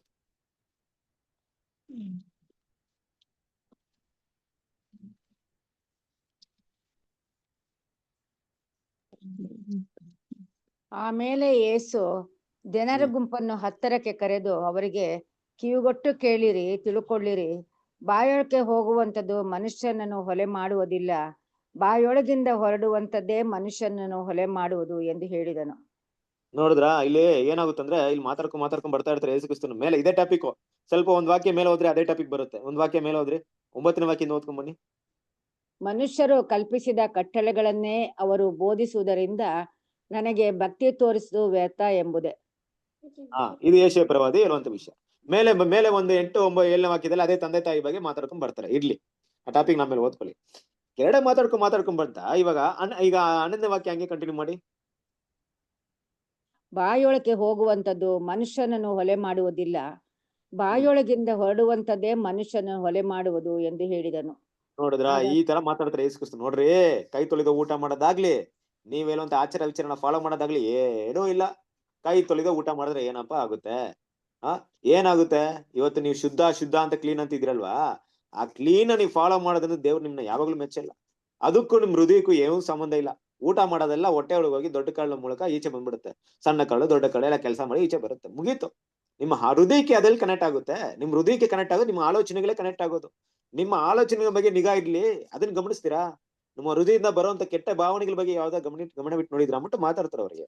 ಮಾತಾಡಿ ನೆಕ್ಸ್ಟ್ ಹಂಗೆ ವಾಕ್ಯ ಕಂಟಿನ್ಯೂ ಮಾಡ್ರಿ. ಅದೇ ವಾಕ್ಯ ಯಾವ್ದು ಬ್ರದರ್? ಈಗ ಓದಿದ್ರಲ್ಲ, 12ನೇ ವಾಕ್ಯ ಹೋದ್ರಿ. ಬಾಯೊಳಕ್ಕೆ ಹೋಗುವಂಥದ್ದು ಮನುಷ್ಯನನ್ನು ಹೊಲೆ ಮಾಡುವುದಿಲ್ಲ, ಬಾಯೊಳಗಿಂದ ಹೊರಡುವಂಥದ್ದೇ ಮನುಷ್ಯನನ್ನು ಹೊಲೆ ಮಾಡುವುದು ಎಂದು ಹೇಳಿದನು. ಆಗ ಶಿಷ್ಯರು ಬಂದು ಆತನನ್ನು, ಫರಿಸಾಯರು ಈ ಮಾತನ್ನು ಕೇಳಿ ಬೇಸರಗೊಂಡರೆಂದು ನಿನಗೆ ಗೊತ್ತಾಯ್ತೋ ಎಂದು ಕೇಳಿದರು. ಅದಕ್ಕೆ ಸಾಕ್ ಏನ್ ಕೇಳ್ತಾರೆ ನೋಡ್ರಿ. ಏನ್ ಕೇಳ್ತಾ ಇದ್ರು ಶಿಷ್ಯರು? ಯೇಸು ಕ್ರಿಸ್ತನೇ, ಪ್ರಭು ಯಾಕೆ ಈ ತರ ಮಾತಾಡಕ್ ಹೋದ್ರಿ? ನೀವ್ ಎಷ್ಟು ಹಾರ್ಡ್ ಆಗಿ ಮಾತಾಡಿದ್ರಂದ್ರೆ, ನೀವ್ ಮಾತಾಡ್ ನೋಡಿ ಅವ್ರು ತುಂಬಾ ಬೇಜಾರ್ ಮಾಡ್ಕೊಂಡ್ಬಿಟ್ರು, ಗೊತ್ತಾ? ಬೇಜಾರ್ ಆಗ್ಬಾರ್ದಂತೆ ಪಾಪ. ಅವರು ಯಾರು ಬೇಜಾರ್ ಆಗ್ಬಾರ್ದಂತೆ? ಸದುಸೇರ್ ಪರಿಸೇರ್ ಪಾಪ ಬೇಜಾರ್ ಆಗ್ಬಿಟ್ರೆ ಹಿಂಗೆ. ಹಂಗೆ ಕೆಲವ್ರಿಗಲ್ವಾ, ಕೆಲವ್ ಟೈಮಲ್ಲಿ ಮಾತಾಡೋದು ನಮ್ ಸಹೋದರ ಕೂಡ ಹಂಗೆ ಅಡ್ವೈಸ್ ಬ್ರದರ್, ಯಾಕೆ ಹಿಂಗ್ ಮಾತಾಡ್ತೀರಾ ಇಷ್ಟು ಇದಾಗಿ? ಅವ್ರು ಎಷ್ಟು ಬೇಜಾರಾಯ್ತು ಗೊತ್ತಾ? ಅವ್ರಿಗೆ ಬೇಜಾರಾಗ್ಲಿ ಕ್ರಿಸ್ತನ ಪ್ರೀತಿಸ ನೋಡಿ. ಕರ್ತನಾದ ಯೇಸು ಕ್ರಿಸ್ತನು ಮುಂದೆ ಒಂದ್ ಮಾತಾಡ್ತಾರೆ ನೋಡಿ. ಕಂಟಿನ್ಯೂ ಮಾಡಿ, ಅದೇ ಒಂದ್ ವಾಕ್ಯ ಕಂಟಿನ್ಯೂ ಮಾಡಿ. ಅದಕ್ಕೆ ಆತನು, ಪರಲೋಕದಲ್ಲಿರುವ ನನ್ನ ತಂದೆಯು ನೆಡದೇ ಇರುವ ಗಿಡಗಳೆಲ್ಲ ಬೇರಿನೊಂದಿಗೆ ಕಿತ್ತು ಹಾಕಲ್ಪಡುವವು. ಅವರ ಮಾತನ್ನು ಬಿಡಿರಿ. ತಾವೇ ಕುರುಡರು ಮತ್ತೊಬ್ಬರಿಗೆ ದಾರಿ ತೋರಿಸುವುದಕ್ಕೆ ಹೋಗುತ್ತಾರೆ. ಕುರುಡನಿಗೆ ದಾರಿ ತೋರಿಸಿದರೆ ಅವರಿಬ್ಬರೂ ಕುಣಿಯಲ್ಲಿ ಬೀಳುವರು ಅಂದನು. ನೋಡಿದ್ರ ಎಂತ ಮಾತು ಹೇಳಿದ್ರಂದ್ರೆ, ಅವರನ್ನ ಬಿಡ್ರಿ. ಒಂದ್ ಮಾತು ನೋಡ್ರಿ, ಅಂಡರ್ಲೈನ್ ಮಾಡ್ಕೊಳ್ರಿ. ಪರಲೋಕದಲ್ಲಿರುವ ನನ್ನ ತಂದೆ ನಡೆದೇ ಇರುವ ಗಿಡಗಳೆಲ್ಲ ಬೇರಿನೊಂದಿಗೆ ಕಿತ್ತು ಹಾಕಲ್ಪಡ್ಬೋದು ಅಂದ್ರೆ ಏನ್ ಅರ್ಥ? ಯೇಸು ಕ್ರಿಸ್ತ ಹೇಳ್ತಾ ಇರೋದು, ನೀವ್ ಯಾಕ್ರಪ್ಪ ತಲೆ ಕೆಡ್ಸ್ಕೊಳ್ತೀರಾ? ನಮ್ ತಂದೆ ಆ ಗಿಡನ ನೆಟ್ಟಿದ್ರೆ ನಾನ್ ಏನೇ ಮಾತು ಹೇಳಿದ್ರು ಅವ್ರು ಬೇಸರಗೊಳ್ಳಲ್ಲ, ಫಲ ಕೊಟ್ಟೆ ಕೊಡ್ತಾರೆ. ಅವ್ರ ತಂದೆಯಿಂದ ನಡೆದೇ ಇದ್ರೆ ಅವರು ಹೊಟ್ಟೋಗ್ಬಿಡ್ತಾರೆ. ನೀವ್ ಯಾಕೆ ಇಷ್ಟೊಂದ್ ವರಿ ಮಾಡ್ತೀರಾ? ಅವ್ರನ್ನೆಲ್ಲ ಸೇರ್ಸ್ಕೊಬೇಕಂತ ಆಸೆ ಪಡ್ತಾ ಇದ್ದೀರಾ? ನಾನೇನೋ ಜನ ಸೇರ್ಸಕ್ ಬಂದಿದ್ದೀನ ಇಲ್ಲಿ? ಸದುಸೇರ್ ಪರಿಸರನ್ನ ಮೆಚ್ಚಿಸ್ಬೇಕು, ಅವ್ರನ್ನ ಒಳ್ಳೆ ರೀತಿಯಲ್ಲಿ ಮಾತಾಡಿ ಅವ್ರನ್ನೆಲ್ಲ ಕನ್ವಿನ್ಸ್ ಮಾಡ್ಕೊಂಡು ನನಗೊಂದು ದೊಡ್ಡ ಗುಂಪು ಸೇರ್ಸ್ಕೊಬೇಕಂತ ನಾನೇನೋ ಬಂದಿದ್ದೀನ ಇಲ್ಲಿ? ನಾನು ಆ ರೀತಿ ಬರ್ಲಿಲ್ಲ. ಇಲ್ಲಿ ಯಾರು ನಿಜವಾಗ್ಲೂ ಗೋಧಿಗಳು ಅಂತ ಕನ್ನಡಿಗೆ ಬಂದಿದ್ದೀನಿ, ಯಾರು ನಿಜವಾಗ್ಲೂ ತಂದೆಯಿಂದ ಬಿತ್ತಲ್ಪಟ್ಟಿರ್ತಾರೋ, ನೆಡಲ್ಪಟ್ಟಿರ್ತಾರೋ ಅವ್ರಿಗೋಸ್ಕರ ನಾನು ಬಂದಿದ್ದೀನಿ ಇಲ್ಲಿ ಅಂತ ಕರ್ತನಾದ ಯೇಸು ಕ್ರಿಸ್ತ ಮಾತಾಡುವಂತ ಒಂದು ರೀತಿ, ಅದು ವಿಧಾನಗಳು ಅಲ್ವಾ? ಮುಂದೆ ಮಾತಾಡ್ತಾರೆ, ಕುರುಡರು ದಾರಿ ತೋರಿಸ್ರೆ ಅವರು ಹಳ್ಳದಲ್ಲೇ ಕುಣಿಯಲ್ಲೇ ಬೀಳ್ತಾರೆ. ಅಂದ್ರೆ ಈ ಕುರುಡ ಜನರು ಹೇಗಿದಾರೆ ಅಂದ್ರೆ, ಯೇಸು ಕ್ರಿಸ್ತನ ಒಂದು ಹೇಳುವಂತ ಬೋಧನೆಗಳನ್ನ ಕಣ್ಣಿದ್ರು ಕೇಳದವರಾಗಿ, ಕಣ್ಣಿದ್ದು ನೋಡದವರಾಗಿ, ಕಿವಿದ್ದು ಕೇಳದವರಾಗಿದ್ದಾರೆ ಇವಾಗ. ಅದಕ್ಕೆ ಯೇಸು ಕ್ರಿಸ್ತ ಹೇಳ್ತಾರೆ, ನಿಮ್ಗಿಂತ ಕಣ್ಣಿಲ್ದವನು ಭಾಗ್ಯವಂತನು. ನೀವು ಕಣ್ಣಿದ್ರು ಏನ್ ಮಾಡ್ತಾ ಇಲ್ಲ, ಗಮನಿಸ್ತಾ ಇಲ್ಲ ಅಲ್ವಾ? ನೀವು ಕಣ್ಣಿದ್ರು ಕುರುಡರಾಗಿದ್ದೀರಾ. ಅಂದ್ರೆ ಏನರ್ಥ? ಯೇಸು ಕ್ರಿಸ್ತನ ಹೇಳುವಂತಹ ಸತ್ಯದ ಬೋಧನೆಗಳನ್ನ ಅವ್ರ ಕೈಯಿಂದ ಅಂಗೀಕರಿಸಕ್ಕೆ ಆಗ್ತಾ ಇಲ್ಲ, ಅಕ್ಸೆಪ್ಟ್ ಮಾಡಕ್ ಆಗ್ತಾ ಇಲ್ಲ. ತಿನ್ನಕ್ಕೆ ಆಗ್ತಿಲ್ಲ ಅಂದ್ರೆ ಜೀರ್ಣ ಮಾಡ್ಕೊಳ್ಳೋದಲ್ಲಿ ಈಗ ಅದು ಸೆಕೆಂಡ್ರಿ ಮಾತು. ಅವ್ರ ಕೈಲಿ ಬಾಯಲ್ಲಿ ಹಾಕೊಳಕ್ಕೆ ಆಗ್ತಿಲ್ಲ ಅದು. ಸೊ ಈ ಒಂದು ಬುದ್ಧಲ್ಲಿ ಏನಾಗಿದೆ ಅಂದ್ರೆ, ಈ ಸಿಸ್ಟಮ್, ಈ ಕರಪ್ಷನ್ ಬಗ್ಗೆ ಯೇಸು ಕ್ರಿಸ್ತನ ಮೇಲೆ ಮಾತಾಡ್ತಾರೆ. ಇಷ್ಟರ ಮಟ್ಟಿಗೆ ಕರಪ್ಷನ್ ಆಗಿದೆ ಅಂದ್ರೆ, ನಮ್ಮ ಕರ್ತನಾದ ಯೇಸು ಕ್ರಿಸ್ತನ ಬರ್ಬೇಕಾದ್ರೆ ಸುಮಾರು ಯಾವಾಗ ಮೋಶೆ ಕಾಲದಿಂದ ಬೆಳೆದು ಬಂದಂತ ಈ ಒಂದು ಯಹೂದ್ಯ ಜನಾಂಗ ಅದದೇ ಆದಂತ ಸಿಸ್ಟಮ್ ನ ಬೆಳೆಸ್ಕೊಂಡು ಬೆಳೆಸ್ಕೊಂಡು ಎಷ್ಟು ಕೆಟ್ಟದಾಗಿ ಬಂದಿದೆ ಅಂದ್ರೆ ನೋಡ್ರಿ. ಒಂದ್ ಕಾಲದಲ್ಲಿ ವಿಗ್ರಹಾರಾಧನೆ ಇತ್ತು, ವಿಗ್ರಹಾರಾಧನೆ ಇಲ್ಲ. ಈಗ ಯೇಸು ಕ್ರಿಸ್ತನ್ ಬರ್ಬೇಕಾದ್ರೆ ಯಾರು ವಿಗ್ರಹಾರಾಧನೆ ಮಾಡ್ತಾ ಇರ್ಲಿಲ್ಲ. ಬಟ್ ಏನ್ ಮಾಡ್ತಿದ್ರು? ದೇವರ ಬೋಧನೆಯಲ್ಲಿ ನಡೀತಾ ಇದೀವಿ ಅಂತಾನೆ ವಂಚನೆ ಮಾಡ್ಕೊಳ್ತಾ ಇದ್ರು. ನಾವು ಇನ್ಕರೆಕ್ಟ್ ಆಗಿ ನಡೀತಾ ಇದ್ವಿ, ಹಂಗ್ ನಡೀತಾ ಇದ್ವಿ, ಇಷ್ಟು ಕ್ಲೀನ್ ಗೊತ್ತಾ, ಇಷ್ಟು ನಾವು ನಮ್ ಬಟ್ಟೆ ಇಷ್ಟು ಕ್ಲೀನ್ ಆಗಿರುತ್ತೆ, ಇಂಥ ಬಟ್ಟೆನ ನಾವು ಹಾಕೋದು ಗೊತ್ತಾ, ಈ ರೀತಿ ನಾವು ದೇವ್ರಿಗೆ ದಶಮಭಾವ ಕೊಡ್ತೀವಿ, ಸಾಸಿವೆ ಕಾಳು ಇಂಥದ್ರಲ್ಲೆಲ್ಲ ದೇವ್ರಿಗೆ ನಾವು ಹತ್ರಲ್ಲ ಒಂದ್ ಕೊಡ್ತೀವಿ, ಎಷ್ಟು ಕಟ್ಟುನಿಟ್ಟಾಗಿ ನಾನು ಫಾಲೋ ಮಾಡ್ತಾ ಇರ್ತೀನಿ ಅನ್ನೋ ಮಟ್ಟಿಗೆ ಅವರ ಒಂದು ಕಪಟತನ ಯಾರಿಗ್ ಮಾತ್ರ ಕಾಣಿಸ್ಕೊಳ್ತು ಅಂದ್ರೆ ಯೇಸು ಕ್ರಿಸ್ತನಿಗೆ ಕಾಣಿಸ್ಕೊಳ್ತು. ಯೇಸು ಕ್ರಿಸ್ತನ್ ಕಾಣಿಸ್ಕೊಳ್ದಾಗ ಯೇಸು ಕ್ರಿಸ್ತನ್ ಮಾತಾಡ್ತಾರೆ ನೋಡ್ರಿ, ಆ ಮಾತು ಅದು ಹೊಸ ದ್ರಾಕ್ಷರಸ. ಆ ದ್ರಾಕ್ಷರಸ ಹೆಂಗಿತ್ತು ನೋಡಿ, ಈ ಮಾತನ್ನ ಕೇಳಿದಾಗ ಅಪೋಸ್ತಲರು ಏನಂತ ಹೇಳಿದ್ರು, ಅವ್ರು ತುಂಬಾ ಬೇಜಾರ್ ಮಾಡ್ಕೊಂಡ್ಬಿಟ್ರು ಅಂತ ಹೇಳಿದ್ರು ತಾನೆ. ಅಂದ್ರೆ ಏನರ್ಥ, ಬುದ್ಧಲಿ ಹೊಡಿತಾ ಇದೆ, ಅವ್ರ ಕೈಲಿ ಸಗಿಸ್ಕೊಳ್ಳಕ್ಕೆ ಆಗ್ತಾ ಇಲ್ಲ ಅಂತ. ಅವರ ಮಾತುಗಳು ಇಂತಹ ಒಂದು ಕಪಟದಾರಿಗಳಿಗೆ ಏನಾಗ್ತಾ ಇಲ್ಲ, ಸಗಿಸ್ಕೊಳಕ್ ಆಗಲ್ಲ, ವೇಷ ಹಾಕೊಂಡಿರೋರಿಗೆ ಆಗಲ್ಲ. ಆದ್ರೆ ನಿಜವಾಗ್ಲೂ ಧರ್ಮಶಾಸ್ತ್ರದಲ್ಲಿ ಪ್ರೀತಿಯಾಗಿರೋರಿಗೆ ಅದು ಎಫೆಕ್ಟ್ ಮಾಡ್ಲಿಲ್ಲ. ಕ್ರಿಸ್ತನಲ್ಲಿ ಪ್ರೀತಿಯ ಧರ್ಮಶಾಸ್ತ್ರವನ್ನ ಪ್ರೀತಿ ಮಾಡಿ ಅದ್ರಲ್ಲಿ ನಡಿಬೇಕು, ದೇವರ ಆಜ್ಞೆಗಳನ್ನ ಕೈಗೊಳ್ಬೇಕಂತ ಭಾವನೆಯಲ್ಲಿರೋರಿಗೆ ಅದು ಯಾವತ್ತೂ ಕೂಡ ಏನ್ ಮಾಡಿಲ್ಲ, ಅಡ್ಡಿ ಮಾಡ್ಲಿಲ್ಲ. ಬಟ್ ಯಾವಾಗ ಈ ನಟನೆ ಮಾಡ್ತಾ ಇದ್ರು ನೋಡ್ರಿ ಹೊರನೋಟಿಕೆ ಒಳ್ಳೆಯವ್ರ ತರ, ಅವ್ರಿಗೆ ಅದು ತುಂಬಾ ಎಫೆಕ್ಟ್ ಮಾಡ್ತು. ಸೊ ಓಕೆ, ಇದೇ ಪಾಯಿಂಟ್ ನ ಇಲ್ಲಿ ಮಾತಾಡೋಂತ ವಿಷಯ ಏನಪ್ಪಾ ಅಂದ್ರೆ, ಏನಂತ ಮಾತಾಡ್ತಾರೆ, ಈ ಒಂದು ಬಾಬಿಲೋನ್ ಸಭೆಗೆ ಇದನ್ನ ಕಂಪೇರ್ ಮಾಡಿ ಮಾತಾಡ್ತಾರೆ. ಸೊ ಬಾಬಿಲೋನ್ ಸಭೆನೂ ಕೂಡ ಹೆಂಗಾಗಿದೆ ಅಂದ್ರೆ ಅದೇ ತರ. ಯಾವ ತರ ಇಸ್ರೇಲ್ ಜನರಲ್ಲಿ ಯೇಸು ಮೊದಲ ಬರ್ಬೇಕಾದ್ರೆ ಸದುಸೇರೋ ಪರಿಸರ ಯಾವ ತರ ಇದ್ರೋ, ಈ ಮಹಾಬಾಬಿಲೋನಲ್ಲೂ ಇದೇ ಸದುಸೇರೋ ಪರಿಸೇರೋ ಶಾಸ್ತ್ರಿಗಳ ವರ್ಗ ಎಲ್ಲ ಕಡೆ ತುಂಬಿಕೊಂಡಿದೆ. ಕಾಣಿಸ್ತಾ ಇದೆ ನಮ್ಗೆ ಅದೇ ರೀತಿಯಾದಂತ ಒಂದು ವಿಷಯ. ಅಂದ್ರೆ ಈಗ ಅವ್ರ ಕೈಲಿರುವಂತ ಬೋಧನೆಗಳೆಲ್ಲ ಮನುಷ್ಯರ ಸಿದ್ಧಾಂತಗಳು, ಕರೆಕ್ಟಾ? ಈಗ ನಾವು ಕಂಡಿಡಿದಿದ್ವಾ, ನಮ್ಗೆ ಇರುವಂತ ಬೇಸಿಕ್ ಕ್ಲಾಸ್ ತಗೊಂಡಾಗ 50ರ ಕ್ಲಾಸ್ ಅಲ್ಲಿ ಇಲ್ಲಿವರೆಗೂ ನಾವು ಬಾಬಿಲೋನ್, ನಾವೇ ಕೂಡ ಬಾಬಿಲೋನ್ ಇರ್ಬೇಕಾದ್ರೆ ಹೌದಪ್ಪ ಇದು ದೇವರಿಂದ ಮಾತು, ದೇವ್ರು ನರಕದಲ್ಲಿ ಆಗ್ತಾರೆ ಅಂತ ತಿಳ್ಕೊಂಡಿದ್ದೆ. ಆಮೇಲೆ ಏನ್ ಗೊತ್ತಾಯ್ತು, ನರಕ ಅನ್ನೋದು ದೇವ್ರು ಹೇಳಿದಂತ ಮಾತೇ ಅಲ್ಲ ಅಂದ್ಬಿಟ್ಟು. ಹಂಗಾದ್ರೆ ಯಾರು ಹೇಳಿದ್ದದು? ಯಾರು ಹೇಳಿರ್ಬೋದು? ಮನುಷ್ಯರ ಬೋಧನೆ, ಕರೆಕ್ಟಾ? ನೋಡ್ರಿ ಇವಾಗ ಹೋಪಿಂದ ಬಂತು ಬ್ರದರ್. ಯಾಕೆ ಬಂತ ಅದನ್ನ ನೋಡ್ರಿ. ಏನಪ್ಪಾ ಅಂದ್ರೆ ನೋಡಿ, ಇಲ್ಲೊಂದ್ ಪಾಯಿಂಟ್ ಓದಿದ್ವಿ. ಏನ್ ಓದಿದ್ರಿ ಅಂದ್ರೆ, ನಿಮ್ಮ ತಂದೆ ತಾಯಿನ ಸನ್ಮಾನಿಸ್ಬೇಕು ಅಂತ ನಿಮ್ಮ ಧರ್ಮಶಾಸ್ತ್ರ ಹೇಳಿದೆ. ಆದ್ರೆ ನೀವೇನ್ ಮಾಡ್ಬಿಟ್ಟಿದ್ರ ಅಂದ್ರೆ, ನಾನೇನೋ ನಿಮ್ ಕೊಡೋದಲ್ಲ, ನಾನು ಕೊಟ್ಬಿಟ್ಟಿದೀನಿ, ಕುರ್ಬಾನಿ ಮಾಡ್ಬಿಟ್ಟಿದೀನಿ, ನಿಮ್ಗೆ ಸಲ ಸಲ್ಲಿಸ್ಬಿಟ್ಟಿದೀನಿ ಅಂತ ನೀವು ಮಾತಾಡ್ತಾ ಇದ್ರಲ್ಲ ಅಂತ ಹೇಳಿದ್ರು. ಈ ಬೋಧನೆ ಮನುಷ್ಯರಿಂದ ಆದಂತ ಬೋಧನೆ. ಏನಕ್ಕೋಸ್ಕರ ಈ ಬೋಧನೆ ಬಂದಿರ್ಬೋದು? ಏನಕ್ಕೋಸ್ಕರ ಈ ಬೋಧನೆ ಬಂದಿರ್ಬೋದು ಅಂದ್ರೆ, ಕೆಲವರ ಮನಸ್ಸಿನಲ್ಲಿ ತಂದೆ ತಾಯಿನ ಸನ್ಮಾನಿಸಕ್ಕೆ ಇಷ್ಟ ಇಲ್ಲ ಅವ್ರಿಗೆ. ಆದ್ರೆ ಬೈಬಲ್ ಹೇಳ್ತಾ ಇದೆ, ಧರ್ಮಶಾಸ್ತ್ರ ಏನಂತಿದೆ, ತಂದೆ ತಾಯಿನ ಸನ್ಮಾನಿಸ್ಬೇಕು ಅಂತ ಹೇಳ್ತಾ ಇದೆ. ಈಗ ಆ ವ್ಯಕ್ತಿ ಏನ್ ಮಾಡ್ತಾನೆ, ತನ್ನ ಹೃದಯದಲ್ಲಿ ಕೆಟ್ಟ ಭಾವನೆ ಇರುವಂತ ವ್ಯಕ್ತಿ, ತಂದೆ ತಾಯಿಗಳನ್ನ ಸನ್ಮಾನಿಸಕ್ಕೆ ಇಷ್ಟ ಇಲ್ದಿರೋನು ಬೇರೆ ಏನಾದ್ರೂ ಆಲ್ಟರ್ನೇಟ್ ವೇ ಇದೆಯಾ, ಬೇರೆ ಏನೋ ದಾರಿ ಇದೆಯಾ, ನಾನು ಒಳ್ಳೆಯವನು, ಈ ವಿಷಯನ ನಾನು ಮಾಡ್ದೆ ಆದ್ರೂ ಕೂಡ ದೇವ್ರನ್ನ ಮೆಚ್ಚಿಸಕ್ಕೆ ಏನಾದ್ರು ದಾರಿ ಇದೆಯಾ ಅಂತ ಹುಡುಕ್ತಾನೆ. ಆಗೇನ್ ಮಾಡ್ತಾರೆ ಈ ಸದುಸೇರು ಪರಿಸರ ಅಂತವ್ರು, ಇವ್ರಿಗೆ ಅದೇ ಬೇಕಾಗಿರೋದು. ಇವ್ರಿಗೇನ್ ಬೇಕು, ಇವಾಗ ದುಡ್ಡು ಬೇಕು. ದುಡ್ಡಿಗೆ ಏನ್ ಮಾಡ್ತಾರೆ, ಹೌದಪ್ಪ ಕರೆಕ್ಟ್, ಒಂದ್ ದಾರಿ ಇದೆ, ಆ ದಾರಿನ ಫಾಲೋ ಮಾಡಿದ್ರೆ ಸಾಕು. ಏನ್ ದಾರಿ? ಅವ್ರಿಗೆ ಏನ್ ಸಲಸ ದುಡ್ಡು ನಮ್ ಕೈಲಿ ಕೊಟ್ಬಿಡು, ನಾವು ನನ್ ಕೈಲಿ ಕೊಟ್ಬಿಟ್ರೆ ಅವ್ರು ನನಗೆ ನೋಡ್ಕೊಂಡಂಗೆ, ಕರೆಕ್ಟಾ? ಪಾಪಣೆ ಅರಿಕೆ ಮಾಡೋದು, ಪಾಪ ಅರಿಕೆ ಮಾಡೋದಿರ್ಬೋದು, ಎಲ್ಲ ಕೂಡ ಬಿಸ್ನೆಸ್, ವ್ಯಾಪಾರ. ಅಂದ್ರೆ ಸ್ವಾರ್ಥ ಚಿಂತಕರಾಗೇ ಇದ್ರು. ಇದೇ ವಿಷಯ ಕೂಡ ಇಲ್ಲಿ ನರಕ ಅಂತ ಬಂದಿರೋದು ಹಿಂಗೆ. ಏನಪ್ಪ ನರಕ ಅಂದ್ರೆ, ಇವ್ರಿಗೆ ಏನು ದೇವ್ರ ಪ್ರೀತಿ ಅಂತ ಗೊತ್ತಾಗ್ಬಿಟ್ಟೆ ದೇವ್ರ ಹತ್ರ ಡೈರೆಕ್ಟ್ ಆಗಿ ಹೋಗ್ತಾರೆ. ನಮ್ಗೇನ್ ಬೆಲೆ ಇರುತ್ತೆ? ನರಕ ಇದೆ, ಪಾಪ ಕ್ಷಮಾಪಣೆ ಮಾಡಿದ್ರೆ, ನಾವು ಪಾಪ ಕ್ಷಮಾಪಣೆ ಕೊಟ್ರೆ ನೀವು ಪರಲೋಕಕ್ಕೆ ಹೋಗ್ಬೋದು, ನರಕಕ್ಕೆ ಹೋಗ್ಬೋದು, ನಿಮ್ಮನ್ನ ಬಿಡುಗಡೆ ಮಾಡ್ಬೋದು ಅಂತೆಲ್ಲ ನಮ್ ಕೈಯಲ್ಲಿ ಕಂಟ್ರೋಲ್ ಇಟ್ಕೊಂಡ್ರೆ ಅವನ್ನ ನಾವೇನ್ ಮಾಡ್ಬೋದು, ಕರೆಕ್ಟ್ ಆಗಿ ನಾವು ಯೂಸ್ ಮಾಡ್ಕೊಬಹುದು. ಭಯ ಕೊಟ್ಟು ದುಡ್ಡನ್ನ ಕೂಡ ಮಾಡ್ಬೋದು. ಬೋಧನೆ ಮನುಷ್ಯನಿಂದ ಬಂದಂತ ಬೋಧನೆ. ದೆವ್ವ ಇದೆ ಅಂತ ನಂಬಿಸ್ಬೇಕು. ಆತ್ಮ ಸಾಯಲ್ಲ, ದೆವ್ವನೇ ಇದೆ ಅಂದ್ರೆ ದೆವ್ವದ ಭಯದಿಂದ ನಮ್ಮ ಹತ್ರ ಬರ್ತಾರೆ, ದೆವ್ವನ ಓಡಿಸ್ಬಹುದು, ದೆವ್ವ ಓಡಿಸಿ ಕಾಣಿಕೆಗಳನ್ನ ತಗೊಳ್ಬಹುದು. ಇದೆಲ್ಲ ಏನಾಯ್ತು ಅಂದ್ರೆ, ಆಗ ಮನುಷ್ಯರ ಬೋಧನೆ ಏನಕ್ಕೋಸ್ಕರ? ಸ್ವಾರ್ಥ, ಹಣದ ಆಸೆ, ಇದೆಲ್ಲ ಸಿಸ್ಟಮ್ ಇಂದ ಹೊರಡೆ ಬಂದಿರೋದು. ಕರೆಕ್ಟಾ? ದೇವ್ರು ಯಾರಂತ ಕನ್ಫ್ಯೂಷನ್ ಆಗ್ಬೇಕು ಅವ್ರಿಗೆ. ಯೇಸುನ ತಂದೆಯ ದೇವರ ಇಲ್ಲ ಮರಿಯಲ್ಲ ಅಂತ ಗೊತ್ತಾಗ್ಬಾರ್ದು ಅವ್ರಿಗೆ. ಅಷ್ಟು ಕನ್ಫ್ಯೂಷನ್ ಇದ್ರೇನೆ ಅವ್ರೇನ್ ಮಾಡ್ತಾರೆ, ದೇವ್ರ ಹತ್ರ ಹೋಗ್ತಾರೆ, ನಮ್ಮ ಹತ್ರ ಬರ್ತಾರೆ. ಅವ್ರಿಗೆ ಕ್ಲಿಯರ್ ಆಗಿ ಗೊತ್ತಾಗ್ಬಿಟ್ರೆ ದೇವ್ರ ಹತ್ರ ಹೊರಟೋಗ್ಬಿಡ್ತಾರೆ. ಟ್ರಿನಿಟಿ, ಕನ್ಫ್ಯೂಷನ್, ಈ ರೀತಿ ಏನ್ ಮಾಡುದು, ಸಿದ್ಧಾಂತಗಳನ್ನ ಒಳ್ಳೆ ತಗೊಂಡ್ಬಂದ್ರು. ಈ ರೀತಿ ಬಂದಂತ ಒಂದು ಸಿದ್ಧಾಂತ ಯೋಚನೆ ಮಾಡ್ರಿ. ನಮ್ಮ ಕರ್ತನಾದ ಯೇಸು ಕ್ರಿಸ್ತನ 2ನೇ ಬರುವಿಕೆಯಲ್ಲಿ ಬಂದ್ಮೇಲೆ ಹೊಸ ಒಂದು ಟ್ರೂತ್ ಯಾವ ರೀತಿ ಬಂತು ಅಂದ್ರೆ, ಆ ಟ್ರೂತ್ ನಿಜ ಮತ್ತೆ ಸುಳ್ಳನ್ನ ಹಾಗೆ ಸಪರೇಟ್ ಮಾಡ್ತು. ಅದೇ ಸಿಸ್ಟಮ್ ಈಗ ಇಲ್ಲಿ ಕೂಡ ಒಂದು ಬುದ್ಧಲಿ ಇದೆ. ಏನಪ್ಪಾ ಅಂದ್ರೆ, ಬಾಬಿಲೋನ್ ಅನ್ನುವಂತ ತಪ್ಪಾದ ಬೋಧನೆಗಳು ಅನ್ನುವಂತ ಒಂದು ಬುದ್ಧಲಿ ಇದೆ. ಈಗ ಮಗಾಪರಿಶುದ್ಧವಾದಂತ ನಂಬಿಕೆ ಅನ್ನುವಂತ ಹೊಸ ದ್ರಾಕ್ಷರಸ ಇದೆ. ಈಗೇನ್ ಮಾಡಕ್ಕಾಗ್ಲಿಲ್ಲ, ನಮ್ಮ ಕರ್ತನು ಅವರ ಬೋಧನೆ ಜೊತೆ ಇದನ್ನ ಮಿಕ್ಸ್ ಮಾಡಕ್ಕೆ ಆಗ್ಲಿಲ್ಲ, ಬೆರೆಸಕ್ಕೆ ಆಗ್ಲಿಲ್ಲ. ಎರಡು ಕೂಡ ಅಪೋಸಿಟ್ ಆಗಿದೆ ಇವಾಗ. ಅದೇ ಕಾರಣ, ಅಪೋಸಿಟ್ ಆಗಿರೋದ್ರಿಂದ ಅದನ್ನ ತಗೊಳ್ಳೋಂತ ವ್ಯಕ್ತಿ ಆ ಬುದ್ಧಲಿ ಆ ಹಳೆ ಸಿದ್ಧಾಂತನ ಮೈಂಡಿಂದ ತೆಗೆದಾಕ್ಬೇಕು, ಹೊಸ ಒಂದು ಬುದ್ಧಲಿನ ಇಟ್ಕೊಬೇಕು, ಹೊಸ ಹಾರ್ಟ್ ಕಂಡೀಷನ್ ಇರ್ಬೇಕು. ಅವಾಗ ಮಾತ್ರ ಕ್ರಿಸ್ತನ ಬೋಧನೆ ಅಕ್ಸೆಪ್ಟ್ ಮಾಡಕ್ಕಾಗುತ್ತೆ. ಅವನು ಅದೇ ಬುದ್ಧಲಿನ ಇಟ್ಕೊಂಡು ಅದೇ ಬೋಧನೆ ಅದೇ ಒಂದು ಮೈಂಡ್ ಸೆಟ್ ಅಲ್ಲಿ ಇಟ್ಕೊಂಡು ಇದನ್ನ ಕೇಳ್ತೀನಂದ್ರೆ ಖಂಡಿತ ಆಗಲ್ಲ. ಆಗುತ್ತಾ? ನೋಡ್ರಿ, ಇವಾಗ ಈ ಒಂದು ಬಾಬಿಲೋನಿಗೆ ಹೋದಾಗ ಅವರು ಕೂಡ ನಮ್ ತರನೇ ಬೈಬಲ್ ಓದ್ತಾರೆ. ಬಟ್ ಯಾಕಪ್ಪ ಅವ್ರಿಗೆ ಅರ್ಥವಾಗ್ತಾ ಇಲ್ಲ? ನಾವೆಲ್ಲ 1 ಸರಿ 2 ಸರಿ ಓದಿರ್ತೀವಿ. ಅವ್ರಾದ್ರೂ ಕೆಲವರೆಲ್ಲ ಹೇಳ್ತಾರೆ, ನಾನೆಲ್ಲ 10 ಸರಿ ಓದಿದ್ದೀನಿ, 20 ಸರಿ ಓದಿದ್ದೀನಿ ಗೊತ್ತಾ ಬೈಬಲ್ ಅಂತ. ಯಾಕೆ ಅರ್ಥವಾಗ್ತಿಲ್ಲ ಅವ್ರಿಗೆ? ಯಾಕೆ ಅರ್ಥವಾಗ್ತಿಲ್ಲ ಅಂದ್ರೆ ಅವರು ಬೈಬಲ್ ಕಣ್ಣು ಓದೋದಲ್ಲ. ಓಪನ್ ಆಗಿಲ್ಲ. ಅವರ ಏನು ಸಿದ್ಧಾಂತ ಇದೆಯೋ ಆ ಸಿದ್ಧಾಂತ ಮನಸ್ಸಲ್ಲಿ ಇಟ್ಕೊಂಡೇ ಓದ್ತಾರೆ ಅಷ್ಟೇ. ನರ್ಕ ಇದೆ ಅಂದ್ಬಿಟ್ಟು ನಮ್ಮ ಮೈಂಡ್ ಅಲ್ಲಿ ಹೋದಾಗ ಎಲ್ಲ ನರ್ಕ ಇದೆ ತರನ ಕಾಣಿಸ್ಕೊಳ್ತಾರೆ.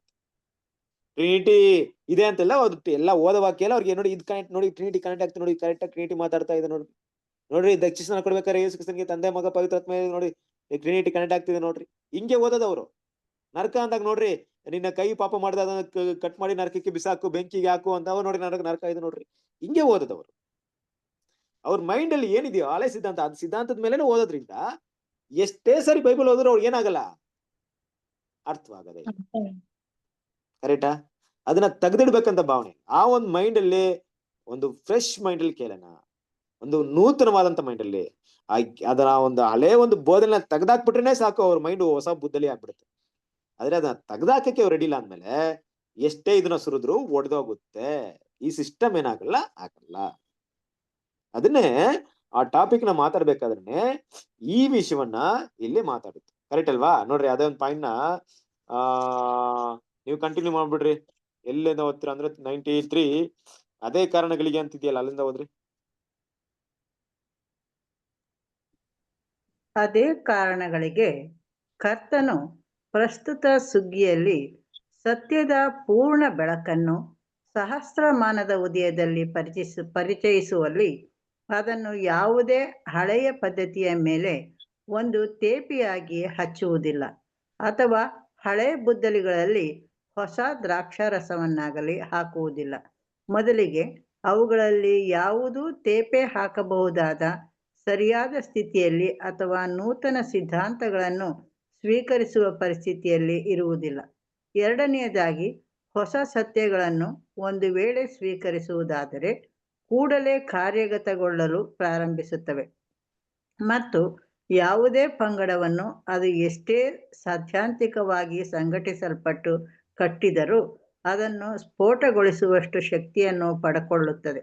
ಒಂದರ ನಂತರ ಒಂದನ್ನು ಪ್ರಯತ್ನಿಸಿದರೆ ಫಲಿತಾಂಶವು ಅದೇ ರೀತಿ ಆಗಿರುತ್ತದೆ, ಮತ್ತು ಅಂತ್ಯದಲ್ಲಿ ನೂತನ ದ್ರಾಕ್ಷಾರಸಗಳನ್ನು, ಅಂದರೆ ನೂತನ ಬೋಧನೆ ಅಂತರ್ಗತಪಡಿಸಿಕೊಂಡು ಕಾಪಾಡುವುದಕ್ಕೆ ಯಾವುದೂ ಇರುವುದಿಲ್ಲ. ನೋಡಿದ್ರಾ? ಸರಿದ್ರೆ ನಾವಿಲ್ಲಿ ಗಮನಿಸ್ಬೇಕಂತ ವಿಷಯ ಏನಪ್ಪಾ ಅಂದ್ರೆ, ಇವಾಗ ನಮ್ಗೆ ಸಿಕ್ಕಿರುವಂತ ಈ ಬೆಳಕು ಏನ್ ಸುಮ್ನೆ ಬೆಳಕಲ್ಲ ಇದು ಅಲ್ವಾ? ಈ ಸೂರ್ಯನ ಬೆಳಕು, ಕ್ರಿಸ್ತನ 1000 ವರ್ಷ ಆಳ್ವಿಕೆಯಲ್ಲಿ ಉದಯದ ಆರಂಭದಲ್ಲಿ ಸಿಕ್ಕಿರುವಂತ ಈ ಬೆಳಕು, ಇದೊಂದು ಸೂರ್ಯನ ಉದಯದ ಸಮಯ ಹೆಂಗಿರುತ್ತೋ ಅದೇ ರೀತಿಯಾಗಿ ಬರ್ತಾ ಇದ್ರು ಕೂಡ ಮೊದಲು ನೋಡಿದವರಿಗೆ ಆ ಸೂರ್ಯನ ಬೆಳಕು ಕಾಣಿಸ್ಕೊಳ್ತು ಅಲ್ವಾ? ಮೊದಲು ಯಾರು ನೋಡಿದ್ರು ಕಾಣಿಸ್ಕೊಳ್ತು. ಮೊದಲು ನೋಡೋದು ಯಾರಪ್ಪ ಅಂದ್ರೆ ಸಭೆ ವರ್ಗ. ಆದ್ರೆ ಇನ್ನು ಈ ಸೂರ್ಯನ ಬೆಳಕು ಹೆಂಗಾಗುತ್ತೆ? ಇನ್ನು ಹೋಗ್ತಾ ಹೋಗ್ತಾ ಕಡಿಮೆ ಆಗುತ್ತಾ, ಇಲ್ಲ ಬ್ರೈಟ್ನೆಸ್ ಜಾಸ್ತಿ ಆಗುತ್ತಾ? ಸೂರ್ಯ ಬೆಳಿಗ್ಗೆ ಬಂದ್ಮೇಲೆ, ಬೆಳಿಗ್ಗೆ 6 ಗಂಟೆಗೆ ಸೂರ್ಯ 10 ಗಂಟೆಗೆ ಹಂಗೆ ಇರ್ತಾನ, 6 ಗಂಟೆಗೆ ಇದ್ದಂಗೆ ಇರುತ್ತಾ ಸೂರ್ಯ? ಇಲ್ಲ ಬ್ರದರ್, ಇನ್ನ ಬೆಳಕು ಚೆನ್ನಾಗಿ ಕಾಣಿಸ್ತದೆ. 12 ಗಂಟೆಗೆ ಏನಾಗುತ್ತೆ? 12 ಗಂಟೆಗೆ ಇನ್ನೂ ಜಾಸ್ತಿ ಆಗುತ್ತೆ. ಇದು ಇನ್ನೂ ಜಾಸ್ತಿ ಆಗ್ತಾ ಹೋಗ್ತಾ ಇರುತ್ತೆ. ಈ ಬೆಳಕು ಇನ್ನೂ ಹೆಚ್ಚುತ್ತಾ ಹೋಗ್ತಾ ಇರುತ್ತೆ. ಆದ್ರಿಂದ ಯಾವುದೇ ಒಂದು ಕಾರಣಕ್ಕಾಗಿ ನಮ್ಮ ಕರ್ತನಾದ ಯೇಸು ಕ್ರಿಸ್ತನ ಸಿಸ್ಟಮ್ ಅಲ್ಲಿ ಇವರ ಜೊತೆ ಅದನ್ನ ಮಿಕ್ಸ್ ಮಾಡ್ಕೊಂಡು ಅವ್ರ ಜೊತೆ ಅದನ್ನ ಬೆಳೆಸ್ಕೊಳ್ಳೋ ರೀತಿಯಲ್ಲಿ ಅದು ಆ ಸಿಸ್ಟಮ್ ಅಷ್ಟರ ಮಟ್ಟಿಗೆ ಕರಪ್ಟ್ ಆಗಿದೆ. ಅಡ್ಜಸ್ಟ್ ಮಾಡ್ಕೊಳಕ್ಕೆ ಆಗ್ತಾ ಇಲ್ಲ ಕ್ರಿಸ್ತನ ನಾವು ಕೂಡ ಸತ್ಯವನ್ನ ಕೇಳಿದ್ಮೇಲೆ ಆಯ್ತಪ್ಪ ಸತ್ಯ ಅಂತ ಅರ್ಥ ಆಯ್ತು, ನಾವು ಕೂಡ ಹಂಗೆ ಇದ್ವಿ. ನಿಮ್ಗೆಲ್ಲ ಅನುಭವ ಬಂದಿರ್ಬೋದು. ಸತ್ಯ ಕೇಳಿದ್ಮೇಲೆ ನಾನಂತೂ ಚರ್ಚ್ ಬಿಟ್ಟು ಹೋಗಲ್ಲ. ಯಾಕಂದ್ರೆ ನನಗೆ ಅಲ್ಲಿ ತುಂಬಾ ಒಂದು ಅಸಿಸ್ಟೆಂಟ್ ಪಾಸ್ಟರ್ ಅಂತ ಒಂದು ಪೋಸ್ಟ್ ಬೇರೆ ಕೊಟ್ಬಿಟ್ಟಿದ್ರು. ಅವ್ರಿಗೆ ಏನ್ ಮಾಡಿದ್ರು, ನನಗೆ ಕನ್ನಡದಲ್ಲಿ ಭಾಷಾಂತರ ಮಾಡುವಂತ ಟ್ರಾನ್ಸ್ಲೇಷನ್ ಮಾಡ್ಬೇಕಂತ ಒಂದು ರೆಸ್ಪಾನ್ಸಿಬಿಲಿಟಿ ಇತ್ತು. ಅಲ್ವಾ? ಈ ರೆಸ್ಪಾನ್ಸ್ ಟೀಮ್ ಮತ್ತೆ ತುಂಬಾ youth team, choir team, songs team ಇಂಥದೆಲ್ಲ ನಾವೆಲ್ಲ ನಮ್ಗೆ ತುಂಬಾ ಜವಾಬ್ದಾರಿ ಕೊಟ್ಬಿಟ್ಟಿದ್ರು. ಆಯ್ತು, ಇಷ್ಟು ದೊಡ್ಡ ಜವಾಬ್ದಾರಿ ಇದೆ, ಬಿಟ್ಟು ಹೋಗಲ್ಲ, ಇಲ್ಲೇ ಇರೋಣ. ಏನ್ ಮಾಡೋಣ, ಆದಷ್ಟು ಒಬ್ರಿಗೊಬ್ರು ಸತ್ಯ ಹೇಳಿ ನಿಧಾನಕ್ಕೆ ಅರ್ಥ ಮಾಡಿ ಎಲ್ರು ಕೂಡ ಏನ್ ಮಾಡೋಣ, ಸತ್ಯಕ್ಕೆ ಕರ್ಕೊಂಬರಕ್ ಪ್ರಯತ್ನ ಪಡೋಣ ಅಂತ ಪ್ರಯತ್ನ ಪಟ್ವಿ. ಏನಾಯ್ತು ಗೊತ್ತಾ, ಒಂದ್ ಕಡೆ ನಮ್ನ ಇನ್ವೈಟ್ ಮಾಡಿದ್ರು. ಆಯ್ತು ಅಂದ್ಬಿಟ್ಟು ಅವತ್ತು ಫಸ್ಟ್ ಜ್ಞಾನವಾಗಿ ನಡ್ಕೊಳ್ಳೋಣ, ತುಂಬಾ ಬುದ್ಧಿವಂತಿಕೆಯಿಂದ ಮಾತಾಡೋಣ ಅಂದ್ಬಿಟ್ಟು ಒಂದ್ ಸಬ್ಜೆಕ್ಟ್ ಮಾತಾಡೋಣ ಅಂತ ಮಾತಾಡಕ್ ಹೋದ್ವಿ. ಮಾತಾಡಿದ ತಕ್ಷಣ ಎಷ್ಟು ಸೂಪರ್ ಆಗಿದೆ ಅಂತ ಕೇಳಿದ ಅಷ್ಟೇ ಅದೇ ಅದೇ ಸಹೋದರ ಸಹೋದರಿಯರು ಆವಾಗಿದ್ದಂತ ನಮ್ಮ ಸಭೆಯಲ್ಲಿ ತಕ್ಷಣ ಇನ್ಫಾರ್ಮೇಶನ್ ಹೋಗಿ ಪಾಸ್ಟರ್ಗೆ ಹೇಳ್ಬಿಟ್ರು. ಏನಂತ ಹೇಳಿದ್ರು, ಇವ್ರ ಮಾತ್ರ ತುಂಬಾ ವಿಭಿನ್ನವಾಗಿದೆ, ತುಂಬಾ ಚೇಂಜಸ್ ಆಗಿದೆ, ಎಲ್ಲೂ ಕೂಡ ಈ ತರ ಕೇಳಿಲ್ಲ. ಅವ್ರು ನಮ್ ಬಗ್ಗೆ ಹಾಕೊಡ್ಬೇಕಂತ ಹೇಳಿಲ್ಲ, ಆದ್ರೂ ಕೂಡ ಯಾವ್ದೋ ಒಳ್ಳೆ ಭಾವನೆನೇ ಹೇಳಿದಾರೆ ಅಲ್ಲಿ. ಪಾಸ್ಟ್ಗೆ ಡೌಟ್ ಆಗ್ಬಿಡ್ತು, ಏನು ಎತ್ತ ಅಂದ್ಬಿಟ್ಟು ನಮ್ಮನ್ನ ಪೂರ್ತಿ ವಿಚಾರಿಸಿದ್ರು. ಎಲ್ಲಿ, ಯಾರು, ಎಲ್ಲಿ ಹೋಗ್ತಿದ್ರೆ, ಏನ್ ಮಾಡ್ತಿದ್ರು ಇವರು, ಇವರ ಹಿನ್ನೆಲೆ ಏನು, ಯಾರ ಹತ್ರ ಹೋಗ್ತಾ ಇರೋ. ಮುಂದಿನ ವಾರ ಫುಲ್ ಪಿಟ್ ಮೇಲೆ ಫಾಸ್ಟ್ ಮಾತಾಡಕ್ ಶುರು ಮಾಡಿದ್ರು. ಏನ್ ಮಾತಾಡಿದ್ರು ಗೊತ್ತಾ? ನೋಡ್ರಿ ಕ್ರಿಸ್ತನ ಸರೋಸರೇ, ನಮ್ಮ ಸಭೆಯಲ್ಲಿ ಕುರಿ ತೋಲನ ಹಾಕೊಂಡಿರುವಂತ ಕುರಿ ಚರ್ಮನ ಹಾಕೊಂಡಿರುವಂತ ತೋಲಗಳು ಬಂದಿದೆ ಅಂತ ಹೇಳ್ಬಿಟ್ರು. ಏನಂತ ಹೇಳಿದ್ರು? ಕುರಿಯ ವೇಷವನ್ನ ಹಾಕೊಂಡಿರುವಂತ ತೋಲಗಳು ಒಡೆ ನುಗ್ಗಿದೆ, ತುಂಬಾ ಎಚ್ಚರಿಕೆಯಾಗಿರ್ರಿ. ಅವರು ನಿಮ್ಗೆ ಈ ರೀತಿ ಡಾಕ್ಟ್ರಿನ್ ಮಾತಾಡ್ತಾರೆ, ಈ ರೀತಿ ಮಾತಾಡ್ತಾರೆ, ಯಾರೋ ನರಕಕ್ಕೆ ಹೋಗಿಲ್ಲ ಅಂತಾರೆ, ಎಲ್ರಿಗೂ ಜೀವ ಇದೆ ಅಂತಾರೆ, ಈ ರೀತಿ ಶುರು ಮಾಡಿದ್ರು. ಹೆಂಗಿತ್ತು? ಆಗುತ್ತಾ? ಅಲ್ಲೇ ಅಡ್ಜಸ್ಟ್ ಮಾಡ್ಕೊಂಡು ಇರಕ್ಕಾಗುತ್ತಾ? ಅವ್ರು ಹೇಳಿದ ಮಾತು ಫಸ್ಟ್ ಗೊತ್ತಾಯ್ತು ಸಭೆ ಇರೋರಿಗೆ ನಮ್ ಬಗ್ಗೆನೆ ಮಾತಾಡ್ತಾ ಇದ್ರು. ಮುಂದಿನ ವಾರ ನಾವ್ ಏನಾದ್ರು ಹೋಗಕ್ಕಾಗುತ್ತಾ? ಇಲ್ಲ ಮತ್ತೆ ಮತ್ತೆ ಮುಖವನ್ನ ತೋರ್ಸಕ್ಕಾಗುತ್ತಾ? ತೋರ್ಸ್ಬೇಕಂದ್ರೆ ನಮ್ಗಿರೋದು ಒಂದೇ ದಾರಿ ಇತ್ತು. ಏನಪ್ಪಾ ಅಂದ್ರೆ, ಪಾಸ್ಟರ್ ಇನ್ಮೇಲೆ ನಾವು ಎಲ್ಲಿಗೂ ಹೋಗಲ್ಲ, ಯಾವುದೇ ಬೋಧನೆ ಕೇಳಲ್ಲ, ನೀವೇನ್ ಹೇಳ್ತಿರೋ ಕಾಲ ಪೂರ್ತಿ ನಿಮ್ಮನ್ನ ಮಾತನ್ನ ಕೇಳ್ಕೊಂಡು ಇಲ್ಲೇ ಇರ್ತೀವಿ, ಇಲ್ಲೇ ಬಿದ್ದಿರ್ತೀವಿ ಅಂತ ಹೇಳಿದ್ರೆ ಅಲ್ಲಿ ಇರ್ಬೋದಾಯ್ತು. ಏನ್ ಮಾಡ್ಬೇಕು ಇವಾಗ? ಹಳೆ ದ್ರಾಕ್ಷಿ ರಸನ ತಗೊಂಡಿರ್ತೀವಿ ಅಂದ್ರೆ ಇರ್ಬೋದಾಯ್ತು. ಆದ್ರೆ ಹೊಸ ದ್ರಾಕ್ಷಿ ರಸ ಅಕ್ಸೆಪ್ಟ್ ಮಾಡ್ಬೇಕಂದ್ರೆ ಆಗಲ್ಲ. ಕ್ರಿಸ್ತನಿಗೆ ಅಲ್ಲಿಂದ ಏನಾಯ್ತು, ನಾವು ಹೊರಡೆ ಬರ್ಬೇಕಾಯ್ತು. ಆದ್ರಿಂದ ನೋಡ್ರಿ, ಈ ಸಿಸ್ಟಮ್ಸ್ ಎಲ್ಲ ಇದೇ ರೀತಿ ಇದೆ. ಇದು ಯಾರು ಕೂಡ ಏನ್ ಮಾಡಲ್ಲ, ಈ ವಿಷಯವನ್ನ ಅವರು ಅಕ್ಸೆಪ್ಟ್ ಮಾಡಕ್ಕೆ ಆಗಲ್ಲ. ಯಾಕಂದ್ರೆ ಹೊಸ ದ್ರಾಕ್ಷಿ ರಸ ಬಂದ್ಮೇಲೆ ಇಮಿಡಿಯೇಟ್ ಆಗಿ ಕೆಲಸ ಮಾಡಕ್ಕೆ ಶುರು ಮಾಡುತ್ತೆ. ಸತ್ಯ ನಮ್ಮಲ್ಲಿ ಬಂದ ತಕ್ಷಣ ನಮ್ಮಲ್ಲಿ ಸ್ಲೋ ಡೌನ್ ಇರಲ್ಲ, ಅದು ಇಮಿಡಿಯೇಟ್ ಆಗಿ ಏನ್ ಮಾಡುತ್ತೆ, ಕೆಲಸ ಮಾಡಕ್ಕೆ ಕಾರ್ಯಗತಗೊಳಿಸುತ್ತೆ ನಮ್ಮನ್ನು. ಆ ಕಾರ್ಯಗತಗೊಳಿಸ್ಬೇಕಾದ್ರೆ ನಮ್ಮ ಬುದ್ಧಲ್ಲಿ ಸ್ಟ್ರಾಂಗ್ ಆಗಿರ್ಬೇಕು ಅಲ್ವಾ? ಇಲ್ದಿದ್ರೆ ನಾವು ಯಾವುದೇ ಕೆಲಸ ಮಾಡಕ್ಕಾಗಲ್ಲ. ದೇವ್ರು ಕೂಡ ಆ ರೀತಿಯ ಒಂದು ಆಸೆ ದೇವ್ರಿಗಿಲ್ಲ. ದೇವ್ರ ಒಂದು ಚಿತ್ತ ಅದಲ್ಲ. ಏನೋ ಮಕ್ಳು ಕೊಟ್ಮೇಲೆ ನಿಧಾನಕ್ಕೆ ಇಲ್ಲಿ ಬಾಬಿಲೋನ್ ಜೊತೆನೆ ಇದ್ದು ನಿಧಾನಕ್ಕೆ ಆಮೇಲೆ ನೋಡ್ಕೊಂಡ್ ಬರ್ಲಿ ಅಂತೇನಿಲ್ಲ, ಇಮಿಡಿಯೇಟ್ ಆಗಿ ಬರ್ಬೇಕಷ್ಟೇ. ಅದನ್ನೇ ದೇವ್ರು ಎದುರು ನೋಡ್ತಾರದು. ಅದಕ್ಕೆ ಆ ಮಾತುಗಳಲ್ಲಿ ಬರ್ತಾರದು, ನನ್ನ ಜನರೇ ಆಕೆಯನ್ನು ಬಿಟ್ಟು, ಆಕೆ ಬರುವಂತ ಕಷ್ಟಗಳಲ್ಲಿ ಬಾಧೆಗಳಲ್ಲಿ ನೀವು ಪಾಲುಗಾರಲಾಗದೆ ಆಕೆಯನ್ನು ಬಿಟ್ಟು ಹೊರಡೆ ಬನ್ರಿ ಅಂತ ಮಾತು ಇಮಿಡಿಯೇಟ್ ಆಗಿ ರೆಸ್ಪಾನ್ಸ್ ಮಾಡಕ್ಕೆ ಏನ್ ಮಾಡಿರೋದು ಇಲ್ಲಿ ಮಾತಾಡುವಂತ ವಿಷಯ. ಅದರಿಂದ ದೇವ್ರ ಮಕ್ಳು ನಾವು ಮನ್ಸಲ್ಲಿ ಇಟ್ಕೊಬೇಕಾದ ವಿಷಯ ಏನಪ್ಪಾ ಅಂದ್ರೆ, ಮೇ ಬಿ ನಾವು ಹಳೆ ಬುದ್ಧಲಿ ಹಳೆ ಒಂದು ಬಟ್ಟೆ ಟೇಪ ಹಾಕುವಂತ ವಿಷಯಗಳ ಮಾತಾಡ್ಬೇಕಾದ್ರೆ ಇದು ಬರೀ ಬಾಬಿಲೋನ್ಗೋಸ್ಕರ ಮಾತಾಡಿ, ಇಲ್ಲವೇ ಬರೀ ಸದ್ಸೇರ್ ಪರಿಸರಗೋಸ್ಕರ ಮಾತಾಡಿ ಅಲ್ಲಿಗೆ ನಿಲ್ಸುವಂತ ವಿಷಯದ ಬಗ್ಗೆ ಕರ್ತನಾದ ಯೇಸು ಕ್ರಿಸ್ತನಲ್ಲಿ ಮಾತಾಡಿಲ್ಲ. ಬದಲಾಗಿ ಏನ್ ಮಾತಾಡ್ತಿದ್ರಂದ್ರೆ, ನಮ್ಮಲ್ಲೂ ಕೂಡ ಕ್ರಿಸ್ತನ ಬೋಧನೆಗೆ, ನಿಜವಾದಂತ ಮಹಾಪರಿಶುದ್ಧವಾದ ನಂಬಿಕೆಗೆ ಆಪೋಸಿಟ್ ಆಗಿರುವಂತ ವಿಷಯವನ್ನ ದೃಢವಾಗಿ ನಾವು ಇನ್ನೂ ಹಿಡ್ಕೊಂಡು ಇದನ್ನು ಕೂಡ ಕಲಿಯೋಣ ಅಂದ್ರೆ ಖಂಡಿತ ನಮ್ ಕೈಲೂ ಆಗಲ್ಲ, ನಾವು ಕೂಡ ಬೆಳೆಯಲ್ಲ. ಆ ಸಿಸ್ಟಮ್ ಅಲ್ಲಿರುವಂತ ದೇವರಿಗೆ ಇಡಿಸ್ತಾ ಇರುವಂತ ವಿಷಯಗಳನ್ನ ಬೆಳಿಬೇಕು. ಮನುಷ್ಯ ಬೋಧನೆಗಳನ್ನ ಎಲ್ಲ ಕಡೆ ಅದನ್ನ ನಾವು ವಿಸರ್ಜನೆ ಮಾಡ್ಬೇಕು, ರಿಜೆಕ್ಟ್ ಮಾಡ್ಬೇಕು. ಅದು ನಾವೇ ಕಂಡುಹಿಡಿಬೇಕು. ಈಗ ನಾವು ಸಬ್ಜೆಕ್ಟ್ ಅಂತ ಕೇಳ್ತಾ ಇರ್ತೀವಿ, ನಮ್ಮಲ್ಲಿ ಕೂಡ ತುಂಬಾ ಎಕ್ಸಾಂಪಲ್ ಇದಾರೆ. ಕ್ರಿಸ್ತನ್ ಪ್ರೀತಿಸರು ಒಬ್ರು ತುಂಬಾ ಸ್ಟ್ರಾಂಗ್ ಆಗಿ ಸಬ್ಜೆಕ್ಟ್ ಕೇಳಿದ್ರು, ಕೊನೆವರೆಗೆ ಏನ್ ಮಾಡೋದು, ಸಬ್ಜೆಕ್ಟ್ ಮಾತಾಡಿದ್ರು ಅವ್ರು, ಆಮೇಲೆ ಬಾಬಿಲೋನ್ಗೆ ಹೊರಟೋಗ್ಬಿಟ್ರು.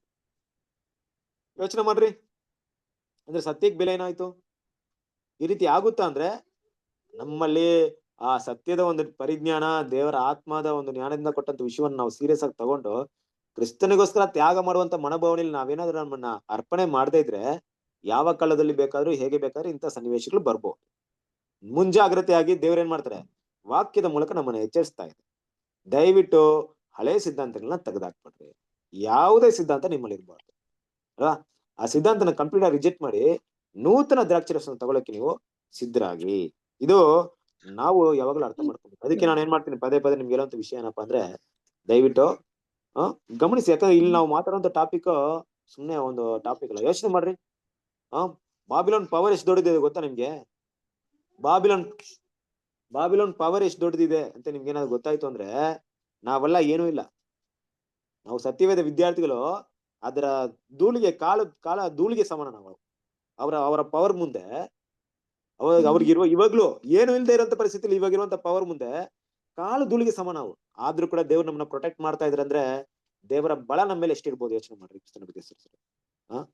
ನಾವ್ ಇಲ್ಲಿದ್ದೀವಿ ಎಲ್ಲಿದ್ದೀವಿ ಈ ತರ ಒಂದು ಬೋಧನೆಯನ್ನು ಮಾತಾಡ್ತೀವಿ ಅಂದ್ರೆ ನಮ್ಮನ್ನ ಅಷ್ಟು ಅಗೇನೆಸ್ಟ್ ಆಗಿ ಮಾಡುವಂತ ರೀತಿಯಲ್ಲಿ ಅವ್ರು ಇದಾರೆ ಇವತ್ತು.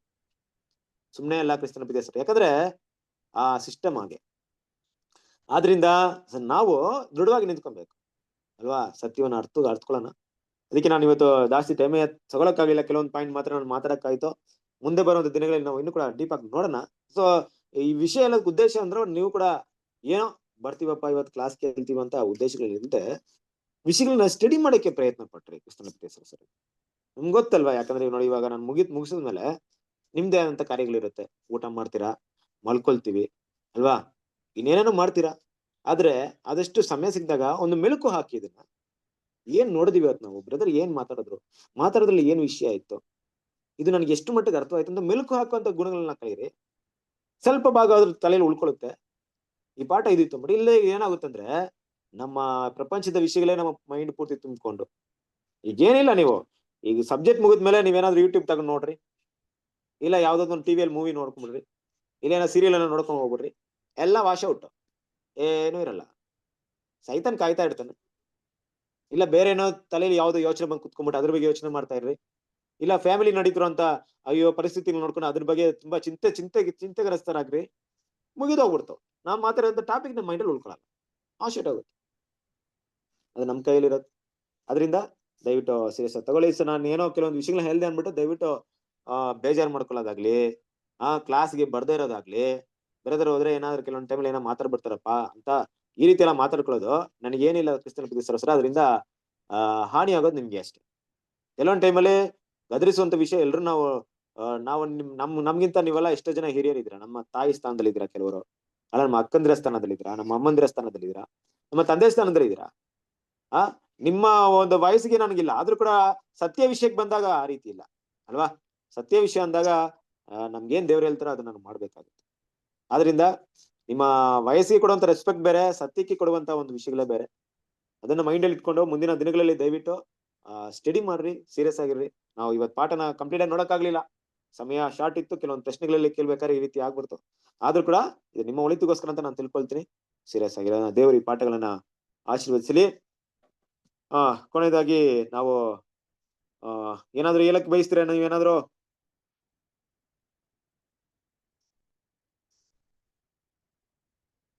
ಓಕೆ, ಇಲ್ಲಾಂದ್ರೆ ನಾವೇನ್ ಮಾಡೋಣ, ಇವತ್ತಿನ ರಾತ್ರಿ ಗೀತೆನ ಓದಿ ಮುಗಿಸೋಣ.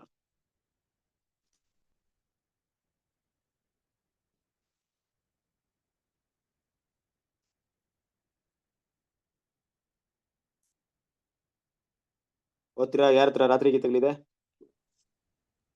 ಓದ್ಬೇಕಾ ಬ್ರದರ್? ಓದಿ.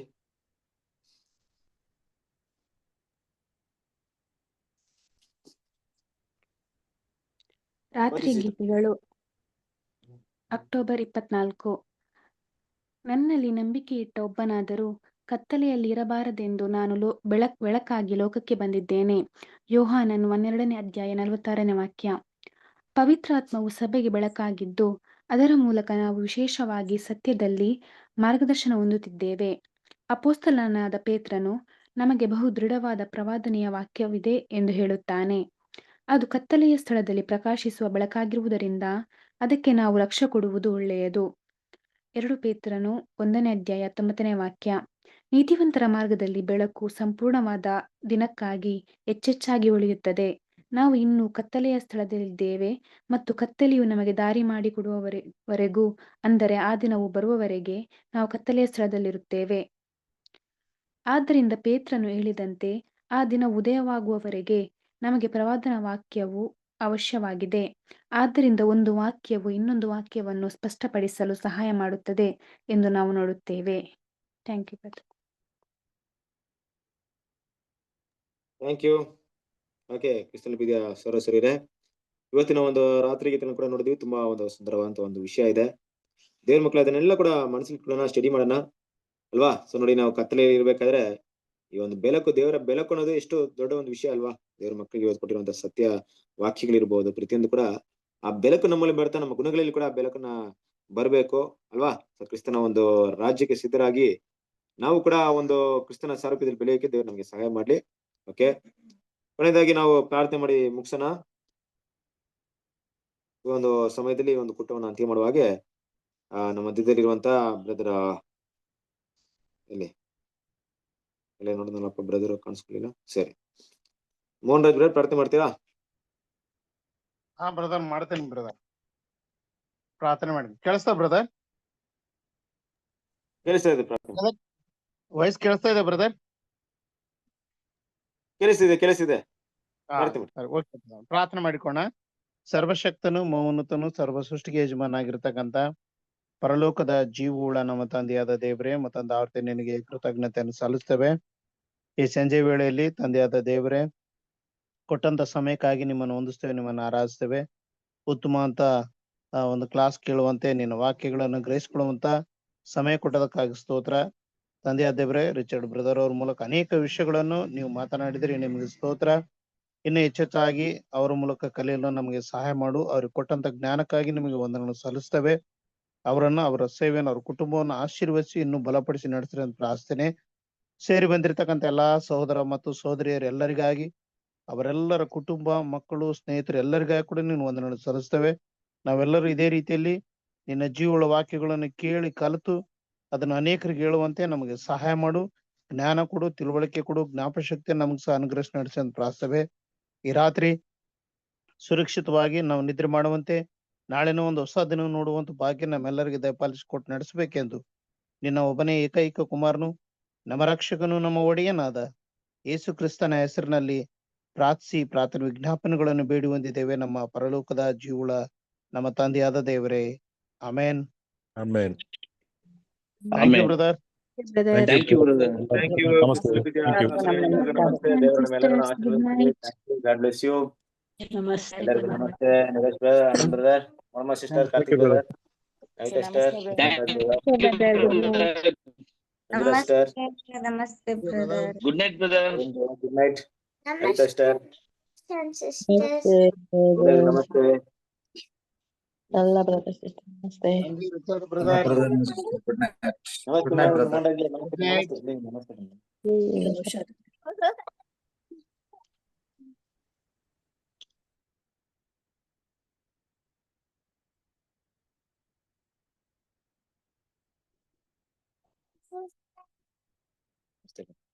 ನಮಸ್ತೆ ಬ್ರದರ್ ಸಿಸ್ಟರ್.